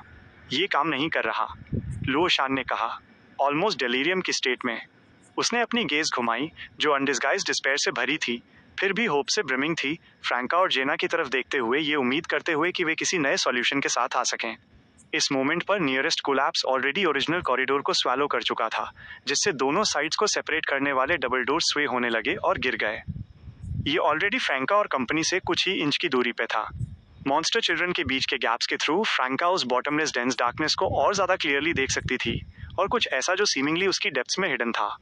वो फिगर जो अपेरेंटली एक रोब में रैप्ड थी, या शायद वो रोब खुद हवा से ऊपर उड़ रहा था। भले ही डिस्टेंस से उस आउटलाइन की सिर्फ एक वैग ग्लिम्स मिली थी, फ्रैंका के दिल में डर बिना किसी वार्निंग के एक्सप्लोड हो गया। उसके फेस की स्किन सेमी ट्रांसपेरेंट हो गई और उसके नीचे का फ्लैश छटपटाने लगा, जैसे उसे अपनी खुद की कोई सर्टेन लाइफ मिल गई हो। इंस्टिंक्टिवली, रिफ्लेक्सिवली फ्रैंका ने अपनी गेज हटा ली, अपनी लाइन ऑफ साइट को विड्रॉ करते हुए। उसे अचानक एक रियलाइजेशन हुआ। उसने अभी जो देखा था वो मिस्टर फूल के सबकॉन्शियस या सेलेस्टियल वर्दी के सबकॉन्शियस का सबसे ज्यादा डराने वाला हिस्सा था, उनका स्ट्रॉन्गेस्ट साइकोलॉजिकल ट्रॉमा। ये क्लियरली पावर्ड लेवल्स के ड्रीम के सप्रेशन के सब्जेक्ट नहीं था। अगर वे एस्केप नहीं कर सकीं और इस कोलैप्सिंग कॉरिडोर के साथ उस एबिस में गिर गईं, उस जगह की तरफ गिरते हुए, तो डेथ शायद सबसे जेंटलेस्ट और मोस्ट ब्यूटीफुल आउटकम होगा। फ्रैंका ने वायलेंटली अपना सिर हिलाया, उस स्मॉल अमाउंट ऑफ ग्लू को शेक ऑफ करते हुए जो उसके थॉट्स के एक पार्ट को क्लाउड कर रहा था। जैसे ही जेना ने उन मॉन्स्टर चिल्ड्रन को ब्लॉक करने के लिए आइस वॉल की एक थर्ड लेयर यूज की, उसने इनएविटेबल गन और एक मिरर बाहर निकाला। उसने जेना और लुओ शान से कहा, हम मिरर वर्ल्ड के थ्रू जाएंगे। नो मैटर मिरर वर्ल्ड में हिडन डेंजर्स कितने भी टेरिफाइंग क्यों न हो, वे इस एबिस के बॉटम में मौजूद साइकोलॉजिकल ट्रॉमा से ज्यादा हॉरिफाइंग नहीं हो सकते। दो बुराइयों में से छोटी को चूज करो। ओके। जेना ने ऑब्जेक्ट नहीं किया और लुओ शान ने एक्सपीरियंस लैकिंग होने के कारण अपने दोनों कंपेनियंस पर ट्रस्ट करना चूज किया। फ्रैंका के हाथ में मौजूद आइस मिरर चार्म रैपिडली एक क्रिस्टलाइन ग्लो के साथ लिट अप हो गई। अगले ही सेकंड फ्रैंका ने पाया कि मिरर का ग्लास सरफेस किसी तरह पहले से ही पिच ब्लैक हो चुका था, जो रॉक की तरह सॉलिड था, इम्पेनेट्रेबल। हम अंदर नहीं जा सकते। ये कोलैप्स से पहले से डिफरेंट है। फ्रैंका ने अनकंट्रोलेबली डिस्पेयर का एक बर्स्ट फील किया। क्या वे सच में उस बॉटमलेस एबिस में गिरने जा रही थी और किसी ग्रेट एग्जिस्टेंस के साइकोलॉजिकल ट्रॉमा के स्ट्रॉन्गेस्ट पार्ट को फेस करने जा रही थी? अंदर नहीं जा सकते। जेना के मॉन्स्टर चिल्ड्रन को इग्नाइट करने के लिए डेमनेस ब्लैक फ्लेम शूट करने के एक्शन एक सेकंड के लिए नोटिसेबली स्लो हो गए। लुओ शान अचानक डम्फाउंडेड रह गई। उसका मुंह आधा खुला था, जैसे उसने कहा, क्या सच में कोई भी रास्ता नहीं बचा है? ये वर्ड सुनकर जेना ने अपने दांत भींचे और एक और हेमिस्फीयर आइस वॉल क्रिएट कर दी। आइस वॉल का surface quickly various monster children से कवर्ड हो गया, जो डेंसली पैक्ड थे और अब फ्रैंका तथा दूसरों से 1 मीटर से भी कम दूरी पर थे। कॉरिडोर का कोलैप्स भी इस एरिया तक पहुंच चुका था। फ्रैंका के थॉट्स तेजी से दौड़े। उसकी आंखें 2 बार टिमटिमाई, जैसे उसने कहा, मेरे पास अभी भी एक रास्ता है।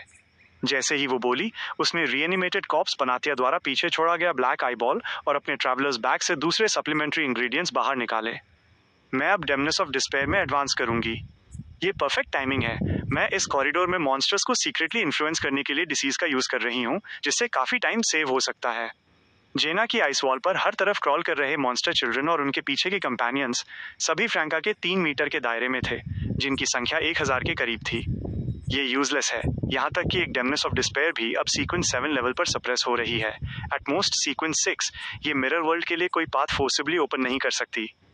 जेना ने इंस्टिंक्टिवली फ्रैंका को रिफ्यूट किया। वो शांत रहना चाहती थी, लेकिन आइस वॉल को ब्रेक थ्रू कर रहे मॉन्स्टर चिल्ड्रन से ओवरवेल्म्ड थी। वो बियरली उनसे 60 सेंटीमीटर की दूरी पर एक नई हेमिस्फीयर आइस वॉल एस्टैब्लिश कर पा रही थी।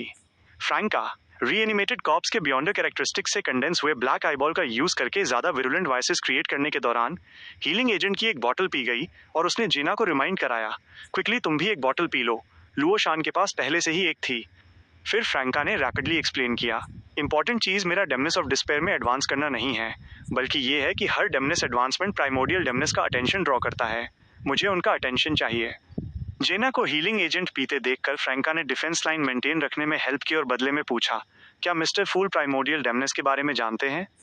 डेफिनेटली। जेना ने बिना किसी हेसिटेशन के आंसर दिया। मिस्टर फूल के अवतार का डेमनेस सेक्ट के साथ कई बार डीलिंग्स हो चुकी थीं। वो डेफिनेटली प्राइमोडियल डेमनेस के एक्सिस्टेंस के बारे में अवेयर होंगे। फ्रैंका ने उस कॉरिडोर की तरफ देखा जो ऑलरेडी ट्रांसफर बेड तक कोलैप्स हो चुका था और जेना तथा लुओ शान से कहा, चलो सेंटर की तरफ मूव करते हैं, इससे कुछ और टाइम बाय कर सकेंगे।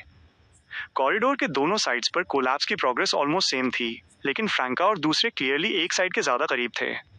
जेना और लुओ शान के रिस्पॉन्ड करने का वेट किए बिना फ्रैंका ने अचानक आइस वॉल को मेंटेन रख रही फोर्स को विदड्रॉ किया और लगभग 10 से 20 मीटर दूर कॉरिडोर के मिडिल सेक्शन की तरफ अपनी फास्टेस्ट स्पीड से भागी।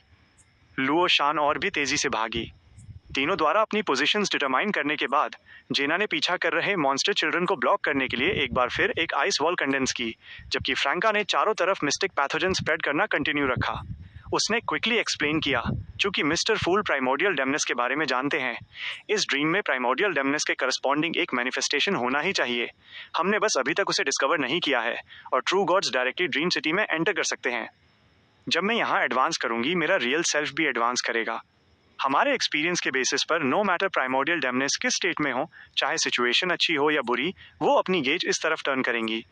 एक ट्रू गॉड के रूप में उन्हें ये डिस्कवर करने में कोई डिफिकल्टी नहीं होगी कि मेरी कॉन्शियसनेस एक रियल ड्रीम में है, और वो लाइकली अपने इनहेरेंट ड्रीम मैनिफेस्टेशन का यूज करके खुद को अंदर प्रोजेक्ट करेंगी, ताकि मुशु हॉस्पिटल के अंडरग्राउंड एरिया में मुझे एडवांस करते हुए ट्रूली ऑब्जर्व कर सकें। वो डेफिनेटली यहाँ डिसेंड करने का रिस्क नहीं लेंगी। नहीं उनके पास मुझे सेव करने की फीलिंग्स या मोटिवेशन है, लेकिन मिरर वर्ल्ड की रूलर के रूप में उनकी near gauge likely mirror world और इस एरिया के बीच एक चैनल ओपन कर देगी और पॉसिबली मिरर वर्ल्ड में हिडन डेंजर्स को टेम्परेरी डिस्पर्स कर देगी। इसकी कोई गारंटी नहीं दी जा सकती। जेना ने ब्लीट आउट किया, उसकी टोन एंशियस और कंफ्यूज्ड थी। ये जगह एक ग्रेट एक्सिस्टेंस के साइकोलॉजिकल ट्रॉमा और मदर ट्री ऑफ डिजायर के एबिसल सिंबल के फ्यूजन का एक प्रोडक्ट थी, और ज्यादा ग्रेट एग्जिस्टेंसेस ने इसके अंदर कुछ पावर प्रोजेक्ट की थी। भले ही वे सभी मिडलो सीक्वेंसेस पर सप्रेस थे, क्या प्राइमोर्डियल डेमनेस एक पुअर स्टेट में अपनी नियर गेज के साथ मिरर वर्ल्ड के ब्लॉकेट को ब्रेक कर सकती थी? ऐसी कोई चीज नहीं है जो 100% सक्सेसफुल प्लान हो, लेकिन ट्राई न करना फेलियर की गारंटी देता है। फ्रैंका ने क्विकली रिस्पॉन्ड किया। जेना साइलेंट हो गई। उसने एक ट्रेम्बलिंग वॉइस में बोलने से पहले अपना लिप बाइट किया। ये तुम्हें ड्रीम लीव करने से प्रिवेंट करेगा, और अगर ड्रीम जल्द ही एंड हो गया तो तुम इसकी वजह से मर जाओगी। फ्रैंका मिस्टिक पैथोजेंस के इफेक्ट लेने का वेट करते हुए एक मोमेंट के लिए साइलेंट रही, फिर अपने भींचे हुए दांतों के बीच से बोली, हम फ्यूचर की प्रॉब्लम से फ्यूचर में डील करेंगे। अगर हम अभी सर्वाइव नहीं कर पाए तो कोई फ्यूचर नहीं होगा। लेकिन जेना की वॉइस अचानक चोक हो गई। उसका माइंड किसी चीज को ग्रास्प करने की कोशिश कर रहा था, लेकिन वो किसी चीज को होल्ड नहीं कर पा रहा था। फ्रैंका ने उसे इंटरप्ट किया। उसका एक्सप्रेशन कॉम्प्लेक्स था, जैसे उसने अपनी खुद की पास्ट नाइविटी और फैंटेसी के लिए प्यार का मजाक उड़ाया हो। उस रीएनिमेटेड कॉप्स को मारने, बियॉन्ड द कैरेक्टरिस्टिक्स और सप्लीमेंट्री इंग्रेडिएंट्स ऑब्टेन करने के बाद, ये जानने के बाद कि ड्रीम सिटी में सभी रिचुअल रिक्वायरमेंट्स सीक्वेंस 7 लेवल तक लोअर हो जाएंगी, मैं सोच रही थी, क्या ये मुझे एक अपॉर्चुनिटी दे रहा है? जब हर कोई एक डेस्परेट सिचुएशन में हो, बिना किसी अदर ऑप्शंस के, तो एक हीरो की तरह खड़ा होना, पोशन कंज्यूम करना, डेंजर के फेस में ब्रेक थ्रू करना, फोर्सिबली एडवांस करना, आउटकम को रिवर्स करना, हर किसी को सेव करना, दुनिया को सेव करना। इस पॉइंट पर फ्रैंका का एक्सप्रेशन अचानक सेटल हो गया। उसने कामली जेना की तरफ देखा, एक ब्राइट स्माइल रिवील करते हुए। अब वो अपॉर्चुनिटी खुद प्रेजेंट हो चुकी है। Chapter 1000 gauge. जेना ने फ्रैंका के फेस पर मौजूद स्माइल की तरफ देखा और उसकी काम वॉइस को सुना, जिसमें थोड़ा सेल्फ मॉकरी मिक्स था। उसे अचानक अपने गले में एक गांठ महसूस हुई। उसकी गेज उन मॉन्स्टर चिल्ड्रन पर घूमी जो बिल्कुल न्यू आइस वॉल को ब्रेक करने ही वाले थे, और उस कोलैप्स पर भी जिसने ऑलरेडी ट्रांसफर बेड और ऑर्डरली को स्वैलो कर लिया था। उसने अपने होठों को हैविली बाइट किया और कहा, ठीक है। उसके बाकी शब्द उसके गले में ही अटक गए, जैसे बर्फ गर्म पानी में पिघल गई हो। वो सिर्फ खुद को यही बता सकती थी कि फ्यूचर की प्रॉब्लम से फ्यूचर में ही डील किया जाएगा, और वे डेफिनेटली कोई ना कोई सॉल्यूशन ढूंढ लेंगी। फ्रैंका ने टाइम एस्टिमेट किया और रीएनिमेटेड कॉप्स से मिले ब्लैक आईबॉल और करस्पॉन्डिंग सप्लीमेंट्री मटेरियल्स का यूज करके डिस्पेयर पोशन प्रिपेयर करना स्टार्ट कर दिया। जेना ने अपनी आंख के कॉर्नर से चेहरे के एज तक उस वेट फीलिंग को स्प्रेड होने दिया, जबकि उसका पूरा फोकस मॉन्स्टर चिल्ड्रन के अप्रोच को ब्लॉक करने पर था। उसने अब अपनी खुद की डिसीज क्रिएट करना बंद कर दिया और इन अजीब शेप वाले टारगेट्स को पूरी तरह फ्रैंका पर छोड़ दिया। जब से ये मॉन्स्टर चिल्ड्रन बर्थ लिए थे, वो भी चुपचाप मिस्टिक पैथोजन स्प्रेड कर रही थी। लुओशान, जो उन दोनों के बीच के कन्वर्सेशन से बिविल्डर्ड और इनएक्सप्लिकेबली टेरिफाइड थी, उसने भी अपने थॉट्स पर काबू पाया और जेना की आइस वॉल की डिफेंस को एनहांस करने के लिए उस पर वेरियस पैटर्न्स ऐड करना शुरू कर दिया। लाइट के उस बर्स्ट में मॉन्स्टर चिल्ड्रन शॉर्टेस्ट टाइम में आइस वॉल को ब्रेक थ्रू करने और आगे बढ़ने में अनेबल रहे। उनके पीछे कॉरिडोर की फ्लोर टाइल्स, दोनों साइड्स की दीवारें और ऊपर की सीलिंग लगातार कोलैप्स हो रही थीं। वो बॉटमलेस डार्क एबिस उनके और ज्यादा करीब आता जा रहा था। कुछ देर बाद कुछ मॉन्स्टर चिल्ड्रन को वायलेंटली खांसी आने लगी। वे इतनी बुरी तरह खांस रहे थे कि वे आइस वॉल के सरफेस से नीचे स्लाइड हो गए। दूसरे पूरी तरह स्टिफ हो गए और अब स्मूथली मूव नहीं कर पा रहे थे। वे लोग जो आइस वॉल के बाहर क्राउडेड थे और जेना तथा दूसरों से कई मीटर की दूरी से सेपरेटेड थे, वे फाइनली इस कोलैप्स की चपेट में आ गए। वे एक टाइड की तरह आगे बढ़े, लेकिन अपने ही सिबलिंग्स की बॉडीज के पार नहीं जा सके। वे उस गहरी डार्कनेस की तरफ गिरने लगे जो अननोन टेरर्स छिपाए हुए थी। उनसे डिस्पेयर की स्ट्रॉन्ग फीलिंग्स इमैनेट हुई, जो आइस वॉल के सरफेस से चिपके उनके कंपेनियंस में रैपिडली स्प्रेड होने लगी, क्योंकि उनकी कंडीशंस और वर्सन हो रही थीं। अब फ्रैंका ने बॉटल उठाई और रोज कलर के बबल्स के साथ बबल्स बना रहे उस डीप पर्पल पोशन को अपने होठों के पास ले आई। उसने बिना किसी हेसिटेशन के इसे ड्रिंक कर लिया। पोशन का कोई टेस्ट नहीं था, या शायद फ्रैंका अब इसके टेस्ट को डिस्टिंग्विश नहीं कर पा रही थी। उसे सिर्फ अपनी स्पिरिट और थॉट्स एक लाइटलेस एंड क्लोज डार्कनेस में रैपिडली गिरते हुए फील हुए, जो एक अननोन डेप्थ की तरफ प्लामेट हो रहे थे। ऐसा लग रहा था जैसे कोई चीज उसे वहां बुला रही हो। ट्रायर, एक लग्जरियस विला के अंदर। बेड पर सो रही फ्रैंका की आंखें अभी भी टाइटली शट थीं, लेकिन उसके बाल अजीब तरह से फ्लोट होने लगे, जो ग्रेजुअली और लंबे, डार्क और थिकर हो रहे थे। मैडम जजमेंट जो विला के लिविंग रूम में गार्ड कर रही थीं, उन्होंने इंस्टेंटली कुछ सेंस किया और ब्लिंक करके फ्रैंका के रूम में आ गईं। इस ट्रांसफॉर्म फ्रैंका की तरफ देखते हुए मैडम जजमेंट ने एक्शन लेने की जल्दी नहीं की। इसके बजाय उन्होंने ग्रे वाइट ड्रैगन स्केल से बनी एक चार्म निकाली, उसे एक्टिवेट किया और उसे एथीरियल बना दिया। ड्रीम में एक चेंज हुआ है। 2 ऑफ कप्स को ड्रीम के अंदर डेमनेस ऑफ डिस्पेयर में एडवांस करने के लिए फोर्स होना पड़ा है। मैडम जजमेंट के वर्ड्स उस एथेरियल चार्म के साथ कंबाइन हुए और क्विकली ट्रांसपेरेंट होकर नाइट स्काई में मर्ज हो गए। इस मोमेंट पर मैडम जजमेंट को एक सर्टेन गेज फील हुई, एक ऐसी गेज जो ट्रैवलर्स बैग से एक अननोन जगह से आ रही थी। फ्रैंका के ऊपर एक gaze. Dream city, Mushu hospital, B2। Franca की कॉन्शियसनेस और स्पिरिट उस एनक्लोज डार्कनेस के अंदर फ्लोट हुई और गिर गईं। उसने आउटसाइड वर्ल्ड से एक्सटेंड हो रहे इंटेंस डिस्पेयर के अनगिनत इनविजिबल थ्रेड्स को फील किया, जो उसकी बॉडी को ग्रास्प करने के लिए उनके मिस्टिक कनेक्शंस को फॉलो कर रहे थे। सेम टाइम पर उसने 2 ब्राइट स्टारी लाइट्स देखी।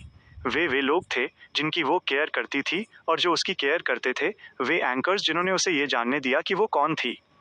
उस ग्रॉगी स्टेट में फ्रैंका ने ग्रेजुअली ल्यूसिडिटी रीगेन की।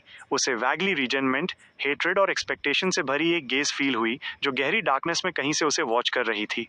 अचानक स्पिरिचुअल वर्ल्ड के बाहर उसका ट्रैवलर्स बैग वाइब्रेट होने लगा, एक ऐसा वाइब्रेशन जिसे वो क्लियरली परसीव कर सकती थी। ये व्हाइट बोन से कार्व्ड की हुई प्राइमोर्डियल डेमनेस फिगुराइन थी, जो नोटिसेबली ट्रेम्बल हो रही थी। सेम टाइम पर फ्रैंका ने ऊपर से अपने ऊपर डायरेक्टेड एक इंडिस्क्राइबेबल गेज डिस्कवर की, जो मिरर वर्ल्ड्स की लेयर्स को पेनिट्रेट करके आ रही थी। उसके बाल इंस्टेंटली पूरी तरह ब्लैक हो गए, जो हवा में टेंटाकल्स की तरह फ्लोट हो रहे थे। उनके टिप्स फेयर्स में स्वेल हो रहे थे, जैसे वे अनगिनत आंखों में ओपन होने वाले हों। फ्रैंका का फेस और भी ज़्यादा ब्यूटीफुल हो गया, जिससे एक ऐसा चार्म इमिनेट हो रहा था जिसने लुओ शान को भी, जो अपोजिट सेक्स प्रेफर करने वाली एक गर्ल थी, अपनी नज़रें हटाने में अनेबल कर दिया। उसका दिल तेज़ी से धड़कने लगा, ठीक उस मौत की तरह जो खुद को आग में झोंक देता है। फ्रैंका ने अपनी आंखें खोलने के लिए स्ट्रगल किया और एक ऐसी वॉइस में बोला जो आत्मा के तारों को छूती हुई सी लगी, ये हो गया। जेना ने आइस वॉल मेंटेन रखना बंद कर दिया और उस आइस मिरर चार्म को एक्टिवेट किया जिसे उसने होल्ड किया हुआ था। उस क्रिस्टलाइन लाइट में उसने अपने दूसरे हाथ में मौजूद मिरर के सरफेस को एक फेंट ग्लो के साथ रिपल होते फील किया, जो अपना रॉक सॉलिड टेक्सचर लॉस कर रहा था। वे सच में इसके पार जा सकती थीं और मिरर वर्ल्ड के थ्रू लीव कर सकती थीं। वो बैरियर ब्रोक हो चुका था। इसके अलावा जेना ने डिस्कवर किया कि मिरर वर्ल्ड में पहले से हिडन डेंजर्स भी गायब हो चुके थे। ये उसकी एक्सपेक्टेशन से बिल्कुल परे था। उसने ओरिजिनली सोचा था कि प्राइमोर्डियल डेमनेस की गेज ऑब्स्टैकल्स को ब्रेक कर सकती है और मिरर वर्ल्ड से कनेक्ट कर सकती है, जो अपने आप में काफ़ी इम्प्रेसिव होता। उसने कभी इमेजिन नहीं किया था कि ये एक्चुअली हिडन डेंजर्स को भी डिस्पेल कर सकती है। ये फ्रैंका का भी कंफ्यूजन था। उसने जेना और लुओ शान से बोलने के लिए स्ट्रगल किया, तुम दोनों पहले जाओ। वो अभी भी पोशन के इम्पैक्ट से फाइट कर रही थी, जो उसकी बॉडी को ट्रांसफॉर्म कर रहा था, और वो टेम्परेरी मूव करने में अनेबल थी। अगर मिरर वर्ल्ड ने इस एडवांसमेंट को सीक्वेंस 7 लेवल पर सप्रेस न किया होता तो वो इस स्टेज पर बोल भी ना पाती। जेना ने हेसिटेट नहीं किया। उसने फ्रैंका को एक डीप लुक दिया, लुओ शान की आर्म ग्रैब की और अपने हाथ में मौजूद कॉम्पैक्ट मिरर के अंदर प्लंज कर गई। वो कॉम्पैक्ट मिरर तब ग्राउंड पर गिर गया जैसे ही आसपास की आइस वॉल पूरी तरह कोलैप्स हो गई। हाउएवर फ्रैंका के सबसे क्लोज जो मॉन्स्टर चिल्ड्रन थे, वे सभी सीवियर इलनेस से इन्फेक्टेड हो चुके थे और वे अब अप्रोच करने या अटैक करने के एबल नहीं रहे थे। मिरर वर्ल्ड के अंदर जेना लुओ शान को एक सूरियल टनल के थ्रू लीड करने लगी, जो उनकी स्पिरिचुअलिटी द्वारा गाइडेड एक करस्पॉन्डिंग मिरर की तरफ बढ़ रही थी। पलक झपकते ही वे मिरर के पीछे एक नए एरिया में पहुंच गईं, जो करंट वर्ल्ड को लीव करने के एबल था। जेना ने अचानक कुछ सेंस किया और मिरर वर्ल्ड की डेप्थ्स में देखने के लिए अपना सिर घुमाया। ऐसा लगा जैसे कोई डेंजरस एंटिटी वहां थोड़ी अवेकन हुई थी, जिसने इंस्टेंटली पूरे मिरर वर्ल्ड को टेरर के एक सेंस से फिल कर दिया। साइलेंटली वो मिरर वर्ल्ड पूरी तरह कोलैप्स हो गया। फ्रैंका। जेना की पुतलियां फैल गईं, जैसे उसने सॉफ्टली अपनी कंपेनियन का नाम पुकारा। उसकी आंखों के सामने के सीन का मीनिंग ये था कि फ्रैंका टेम्पररी मिरर वर्ल्ड के थ्रू एस्केप करने में अनेबल होगी, और जब तक मिरर वर्ल्ड रिकवर होगा, प्राइमोर्डियल डेमनेस की गेज लाइकली एंड हो चुकी होगी और अंदर को बाहर से आइसोलेट करने वाली वो फोर्स दोबारा अपीयर हो जाएगी। जेना के होठों से खून टपकने लगा, जैसे उसने अपने माइंड में इन्वेड हो रहे पेन को एंड्योर किया। इससे पहले कि मिरर वर्ल्ड का वो टेरिफाइंग कोलैप्स रैपिडली उन तक फैल पाता, उसने लुओ शान को पुल किया और मिरर सरफेस से बाहर इमर्ज हो गई। वो जानती थी कि ब्लाइंडली रिटर्न होना सिर्फ उन्हें मिरर वर्ल्ड के डीप में स्पेसियो टेम्पोरल टर्बुलेंस में खोने की तरफ लीड करेगा, जो फ्रैंका को रेस्क्यू करने में किसी हेल्प का नहीं होता।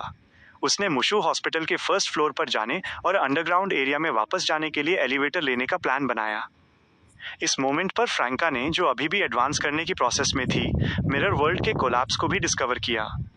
उसने तब उस डार्क एबिस के बॉटम में एक अर्थक्वेक की तरह वायलेंट ट्रेमर्स फील किए। ये ऐसा था जैसे उस डार्क एबिस में hidden certain entities mirror world की उस कोलैप्सिंग फोर्स से स्टिमुलेट हो गई थीं और रिएक्ट कर रही थीं। इन ट्रेमर्स के साथ फ्रैंका के पैरों के नीचे का वो कॉरिडोर जो अभी तक कोलैप्स से अफेक्टेड नहीं हुआ था, वो अचानक ढह गया, जो उसे और सैकड़ों मॉन्स्टर चिल्ड्रन को उस बॉटमलेस डार्क एबिस में ले जाने लगा। धत्त तेरे की! फ्रैंका ने इस डेवलपमेंट को एक्सपेक्ट नहीं किया था। उन मॉन्स्टर चिल्ड्रन का डिस्पेयर और ज्यादा इंटेंस हो गया जो सब्सटेंस में सॉलिडिफाई हो रहा था। फ्रैंका भी अनकंट्रोलेबली डिस्पेयर के उन इमोशन से एंगल्फ हो गई। इसने उसे अपने एडवांसमेंट के फाइनल स्टेज से गुजरने में हेल्प की, जिससे उसके फ्लोटिंग थिक ब्लैक हेयर वापस उसके चारों तरफ गिर गए, जो अब एबनॉर्मल नहीं थे और अपना कुछ फ्लेक्सन कलर रीस्टोर कर रहे थे। अपने दांत भींचते हुए फ्रैंका ने अपने डिसेंट को स्लो करने के लिए डेमनेस की फेदर फॉल टेक्निक का यूज किया, जिससे उसे कुछ हद तक कंट्रोल मिल सका। उसने उस इंटेंस साइकोलॉजिकल शैडो से दूर जाने का चूज किया जिसे उसने पहले सेंस किया था, वो चीज जो एक जाइंट श्राउड जैसी लग रही थी, जो डेफिनेटली उसे डेथ की विश कराने पर मजबूर कर देती। वो एक गैम्बल खेलते हुए दूसरे एरियाज की तरफ ड्रिफ्ट करने लगी। क्या होगा अगर एबिस के दूसरे पार्ट्स में मौजूद साइकोलॉजिकल ट्रॉमा भले ही इंटेंस हो, फैटली डेंजरस न हो? एक ह्यूमन के रूप में किसी को कुछ होप तो होल्ड करनी ही चाहिए, पूरी तरह से हार मानकर कंप्लीट डिस्पेयर में नहीं गिरना चाहिए। जेना लुओ शान के साथ एलिवेटर लॉबी डोर्स की मेटल मिरर सरफेस से इमर्ज हुई, जिसने इमीडिएटली लूमियन के फीमेल वर्जन को देखा, जिसने अभी अभी अपनी गेज उस हिलती हुई जमीन से उठाई थी। वो लूमियन को यहाँ देखकर सरप्राइज नहीं हुई और ब्लीट आउट किया, फ्रैंका नीचे है, B1 पर नहीं। मिरर वर्ल्ड कोलैप्स हो चुका है। लूमियन की आंखें इंस्टेंटली नैरो हो गईं। उसने डिटेल्स नहीं पूछी, बल्कि डायरेक्टली कहा, इमरजेंसी सेंटर जाओ और झो मिंगरुई को ढूंढो। देखो कि क्या तुम उसे हेल्प करने और अंडरग्राउंड एरिया में जाने के लिए मना सकती हो। बाकी सब मुझ पर छोड़ दो, मैं इसे हैंडल कर लूंगा। झो मिंगरुई अभी मुशु हॉस्पिटल में है। जेना और लुओ शान दोनों शॉक रह गईं। इससे पहले कि जेना कुछ बोल पाती, लुमियन ने एक गहरी वॉइस में ऐड किया, मैंने ऐसे सिनेरियोज एंटिसिपेट किए थे जहां हमें सैबोटेज अटेम्प्ट करने के लिए मुशु हॉस्पिटल के बॉटम में एंटर करना पड़ सकता है और कुछ प्रिपरेशंस की थी। हर किसी का अपना टास्क होता है। झो मिंगरुई को ढूंढना इक्वली इंपॉर्टेंट है। जैसे ही वो बोला, लुमियन ऑलरेडी एलिवेटर तक पहुंच चुका था और उसने डाउन एरो प्रेस कर दिया। जेना का विजन अचानक ब्लर हो गया। उसने स्टबर्नली इंसिस्ट नहीं किया, बल्कि एक टेर्स रिस्पॉन्स दिया और लुओ चोंग को इमरजेंसी सेंटर की तरफ पुल करने लगी।